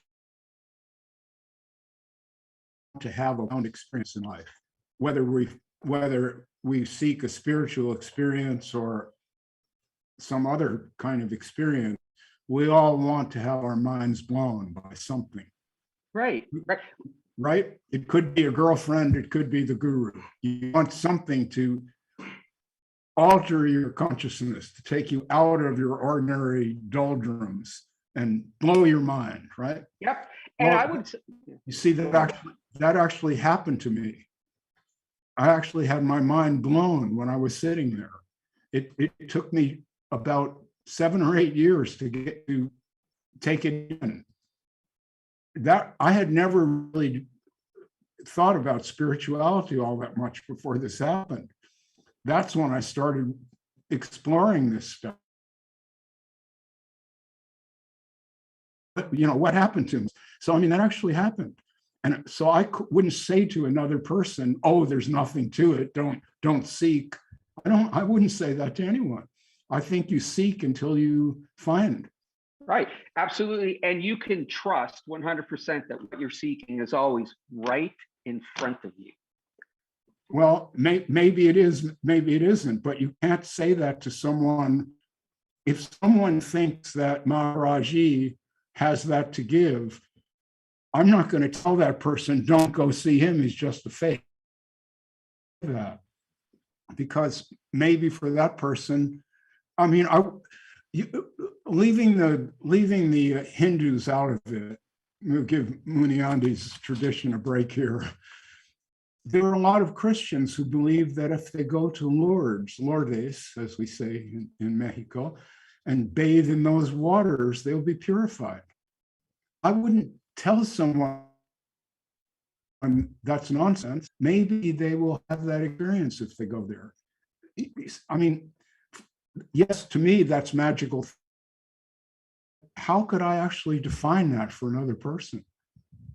You know, I mean, it's not really fair for someone like you to spoil it for the next idiot, if you understand what I'm saying here. I do. I think that, you know, as I was saying, that these experiences are real for these people, and I don't want to change anyone's mind about what religious approach they take, but I do want to change their mind if they believe that enlightenment is being one with God, or enlightenment is being one with the universe, or enlightenment is being nothing at all. These are the 3 pillars of the folk theories of enlightenment, basically. And these have come down through the ages, mostly out of Hinduism and Buddhism. And I feel that those ideas and all the entailments of those ideas, like what it's like to be God, these all create distracting ideas that what you're looking for is right in front of you. But if you believe it's something else, how can you see it? So Okay. these ideas can be very distracting. Okay, well, I'm always taking the counter argument to whatever anyone says. So I'm going to count a little. These traditions like Hinduism and Buddhism actually have an element of truth in them. They're not empty. Oh, absolutely. They have a lot of bullshit on top of it, but at the core of it, there is something. Yes. Absolutely. Absolutely. I really learned a lot from Buddhism, I must say. I'm not a Buddhist, but I think that what Buddha taught in psychologically is extremely valid. It's the 5 skandhas. That's the core of Buddhism. That's really beautiful. And that idea is that we are not, that the myself is not a thing. It's a concatenation. It's a coming together of various pieces, thoughts and feelings, consciousness, the body, bodily awareness, the emotions, all of that comes together and creates the illusion of a self or myself. That myself has no essential nature, it's empty. Now that's actually a pretty good teaching. I mean, if somebody starts there, they could catch on quick. I would say that you don't have to call them skandhas. You can just say the memory stack. Basically, we have a memory stack of everything that's happened to us, all the good things and all the bad things. We don't remember all of it, but we see life through that memory stack. That's what I would call the ego. Honestly, I don't think we need any buzzwords at all. We need no words in Sanskrit, no words in Pali. We can just really talk about it in plain common sense, normal terms that we would use to talk about going to the grocery store, or at least maybe not going to the grocery store, but things that happen within us. So, but I agree with you, right? The Buddha was enlightened. He was reforming Vedanta. Vedanta was written more or less by enlightened people, but I will say there were a lot of unenlightened Buddhists, a lot of unenlightened Hindus that have added a lot of content in there too. And so, like you said, the course have meaning. They are referencing truth with a capital T, but there's all this other stuff that's been thrown in there too, and it's kind of a big mess. And I think that to honor these traditions is one thing, but we need to sort of kind of see past them in a way. It's like, why not talk about this in simple, plain, ordinary psychological terms we're all used to using? To make it less exotic would make it more available, in my opinion. Yeah.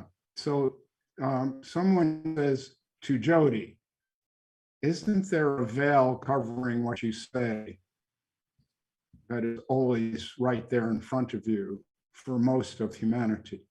No, I wouldn't say yes, there is a veil, but the veil is the ubiquity. The veil is because you've never not seen it. There's a concept called inattentional blindness, and it's kind of a thing in psychology. At least it was a few years ago.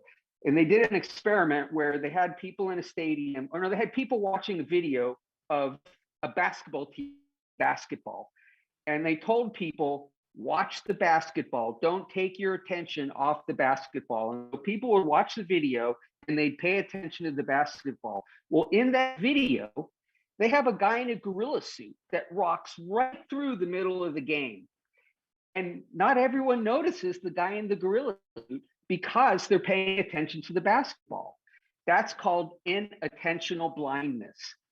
It's like sometimes you're looking for your keys and it's like you're looking everywhere, you can't find your keys, and then suddenly you notice your keys were right there, always in front of you. That's what awakening is like, in my opinion, or can be like. That we can't see it, not because it's veiled, or if we do want to use the term veil, the veil is ubiquity. The veil is the fact that you've always seen it. It isn't like covered by anything. It's just that you can't notice what's right in front of you because you've never not seen it. Okay, Leo Carbaugh says to you, another carrot, another carrot, oh, another carrot. Well, that's just your standard critique, the guy that thinks he knows what he's talking about. There's no carrots. within your perceptual envelope right now, every single person that's watching this video, within your perceptual envelope is the non-conceptual phase of your awareness.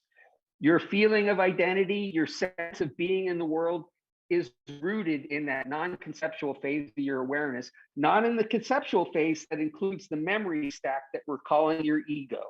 And so it's there for you to notice it. It's always there. You're Where's getting, the carrot? you're getting a lot of pushback here. Candace Tanner says, I've heard that it's right there in front of you for many years. It means nothing until it does. Right. Well, that doesn't mean it's not there, though. I mean, it is always right there in front of you. Robert, would you agree with that statement that it's that your awakening, your sense of being awake is always right in front of you? Well, you know, you talk about enlightenment, and I don't use that word, so I'm not quite sure what we're talking about.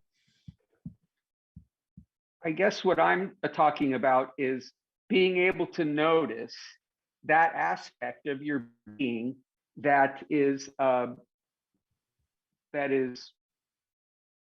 source of your feeling of existence. So being awake, you're awake to your existence in this phase that's beyond your sense of being an individual. Yeah, well, for me, I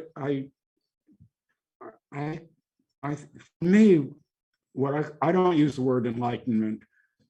To me, the Enlightenment happened in the early 18th century when people snapped out of the religious fantasies and decided that people should vote for their leaders instead of having kings. That was the Enlightenment. To me, awake is actually profound ignorance. It's when you realize how little you really know, and it makes you understand that these people who reject you, who call themselves teachers, are in the same boat that you are. They don't know. Nobody knows. That's, for me, that's awake is a form of seeing how little we humans know about what we are and where we come from. I don't really know anything about any of this. I really don't. If somebody says to me, what's the source of all this? I don't know. I don't believe in God. So, you know, if once you don't believe in God, you don't really have any explanation. God was the explanation for a long time, but in the 20th century, that kind of went out the window, except for people who are really religious, but the rest of us kind of understand. Right. I think that Explain thunder. It cut out, yeah. I cut out again. Now I'm on or I'm not. I You're think on. what happened is, for a long time before science, humans had no explanation for natural events, so they attributed that to supernatural causes. But once science came into the picture, except for the profoundly religious people, science could explain why there's thunder. And once that happened, we're kind of cut loose. We have no framework for anything. It's like we're in a postmodern situation here now where nothing really means anything. And that's kind of where I find myself. I don't really have any explanation for anything, including myself. Really don't. And I mean, I kind of like what you say. You know, I mean, I've appreciated your words, but somehow you seem a little too certain things. Well, I mean, I do have a mission, really. I saw the bullshit that we've been talking about, and maybe I'm and maybe I'm stupid, or clearly I'm stupid. I want to do something about it. I really seek to change the narrative of how spiritual enlightenment is framed within Western culture. And so that's what my writing is all about. It's trying to create a new frame to understand it in terms of simple human attention and what your brain is presenting to you as the world. So yeah, I will accept the fact that I feel certain. I have a mission. I have a particular frame, a critique of spiritual culture, and these are what I work on and promote. And it's all out there, colliechild.medium.com. Well, you're really getting a lot of pushback here. I guess to me, what you're saying is not that controversial, but people seem to find it. Someone said being awake is not a thing or an it. So to say it is always there in front of you is misleading. It's non-locatable. It's basically people have taken on their seeking as who they are as individuals. And now I'm telling them, or I'm suggesting, let's say that, well, maybe it isn't like that. Maybe it's something else. They're experiencing that as a kind of personal attack. Cognitive dissonance happens, and then you get those comments on the message board. I mean, I've been dealing with this since 1997. So it's just something that I deal with every day, actually, in my activities online. And it's never going to stop. All I can do is tell it how I see it. Some people will get it, many won't. What can I do? I'm being true to my message, and I'm honestly convinced of all this. So that's what it is for me personally. Okay. Okay. So I'd like to ask the rest of the panel if there's any comments. Yeah, Robert, I want to address something that you talked about, that awakening, being like recognizing how much we do not know. I think it takes a lot of courage and a lot of self-love and compassion to actually admit that, to actually see and embrace how little I know. And I don't think it is an easy. I do believe it takes a lot of, that courage and self-love and compassion more than anything. Yeah, to be humble enough to recognize how little I know. Yeah, that's a really good point. It takes self-compassion, where you see your own childish nature and you allow that to continue for the rest of your life, even though you're old. You say, well, the child in me is not dead, and that child has these very fragile feelings, and there's no one taking care of me the way my mama used to take care of me. And so I have to kind of, just take care of myself like that. Yes, oh, poor old Robert,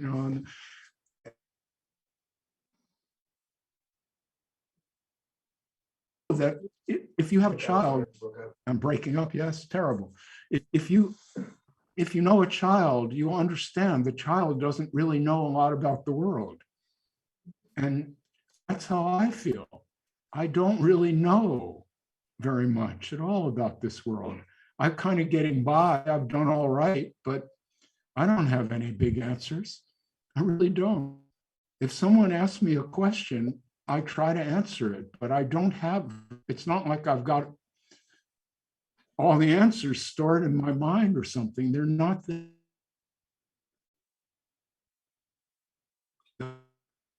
Self-compassion to admit that, I think it does. I think I've cried a lot of tears over my own ignorance in this life. I really have. I've cried a lot of tears over stupid things I've done and said, over ignorance. And, I mean, I think we're all in the same boat, but we're not allowed to be because everyone tells us, grow up, be a man, Exactly. Yes. Yeah. Oh, yeah. Beautiful. I'm 76 years old and I feel like a little child sometimes.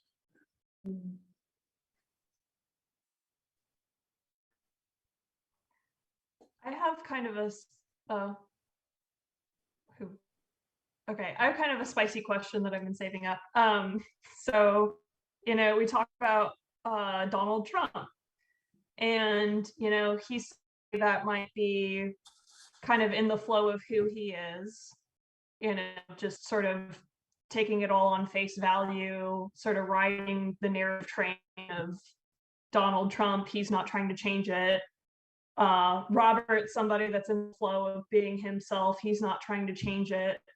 So really, that's the difference between one that's awake and one that's not awake. Is it because Robert doesn't believe in the benefit of lying? Is it a question of morality? Is it a question of one thinks that it's okay to manipulate others for their benefit, and the other has a stronger code of ethics? Oh, well, I think on a practical level, we have to realize that certain people in this world are psychologically disturbed. They're ill. I mean, that's in the same way that some people are physically ill, people are mentally ill. And so if someone is mentally ill, they can't come to an understanding. They first have to cure the illness. Until there's no, if you are not everything that we're putting out. No, I wish that my audio were better. If you are not okay psychologically, nothing that we're talking about here makes any sense at all. It's just meaningless. Munian, do you want to speak? He's frozen there. Yeah, okay. I agree completely, Robert.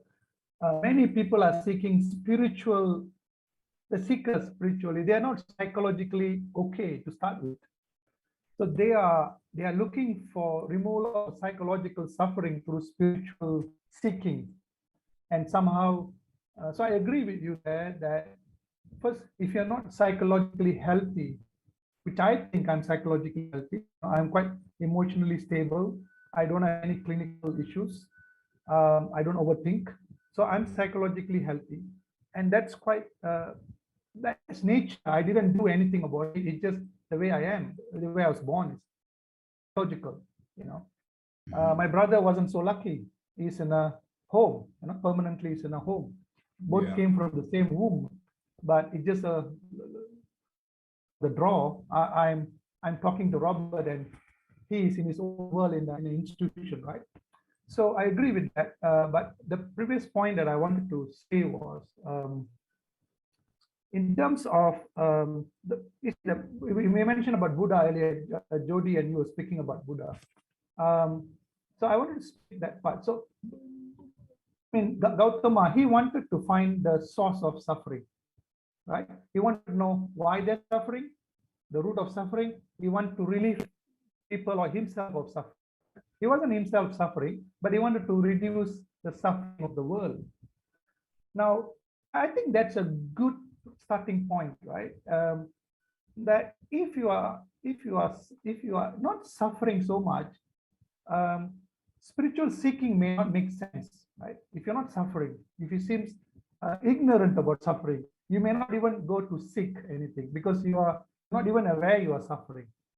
But if you are 7 billion people, if most of the people seem comfortable with having a self, thinking they have a free will and have a goal and vision, and they're not really suffering, they're able to solve problems, I think spiritual seeking may not be the solution. They are happy with what they are. They're happy with what they're doing. So that may, for suffering psychologically, you need to solve your psychological problem first. Spirituality is not a solution for psychological suffering. You cannot get from depression to enlightenment. It may happen accidentally. That's not the path to that. Go and see a therapist and sort out. Otherwise, you may not see the suffering is actually biological. That you need to clear that before you go and try to find, a way out of suffering, which is a psychological suffering, not so much of biological suffering which of a psychological nature, right? Not making my sense of myself here, but yeah, I'm just maybe my 2 cents there. Well, that's a great point. And that's a point that I've made very often in my writing, that called spirituality is not a substitute for getting your personal life together and understanding your own psychology. That's a separate issue. And most of us need some work around that. It could be the 12-step program that you're involved in, Lisa. Your own behavior and deal with the nuts and bolts of your own behavior. Is that being heard? So, I mean, Donald Trump is what Lisa was asking about. What I see there is a profoundly mentally ill human who is acting out in an outrageous fashion and happened to capture the imagination of a bunch of other sickos. And that's what we're dealing with here. Politics aside, I mean, there are political issues involved, and I'm not taking sides. I have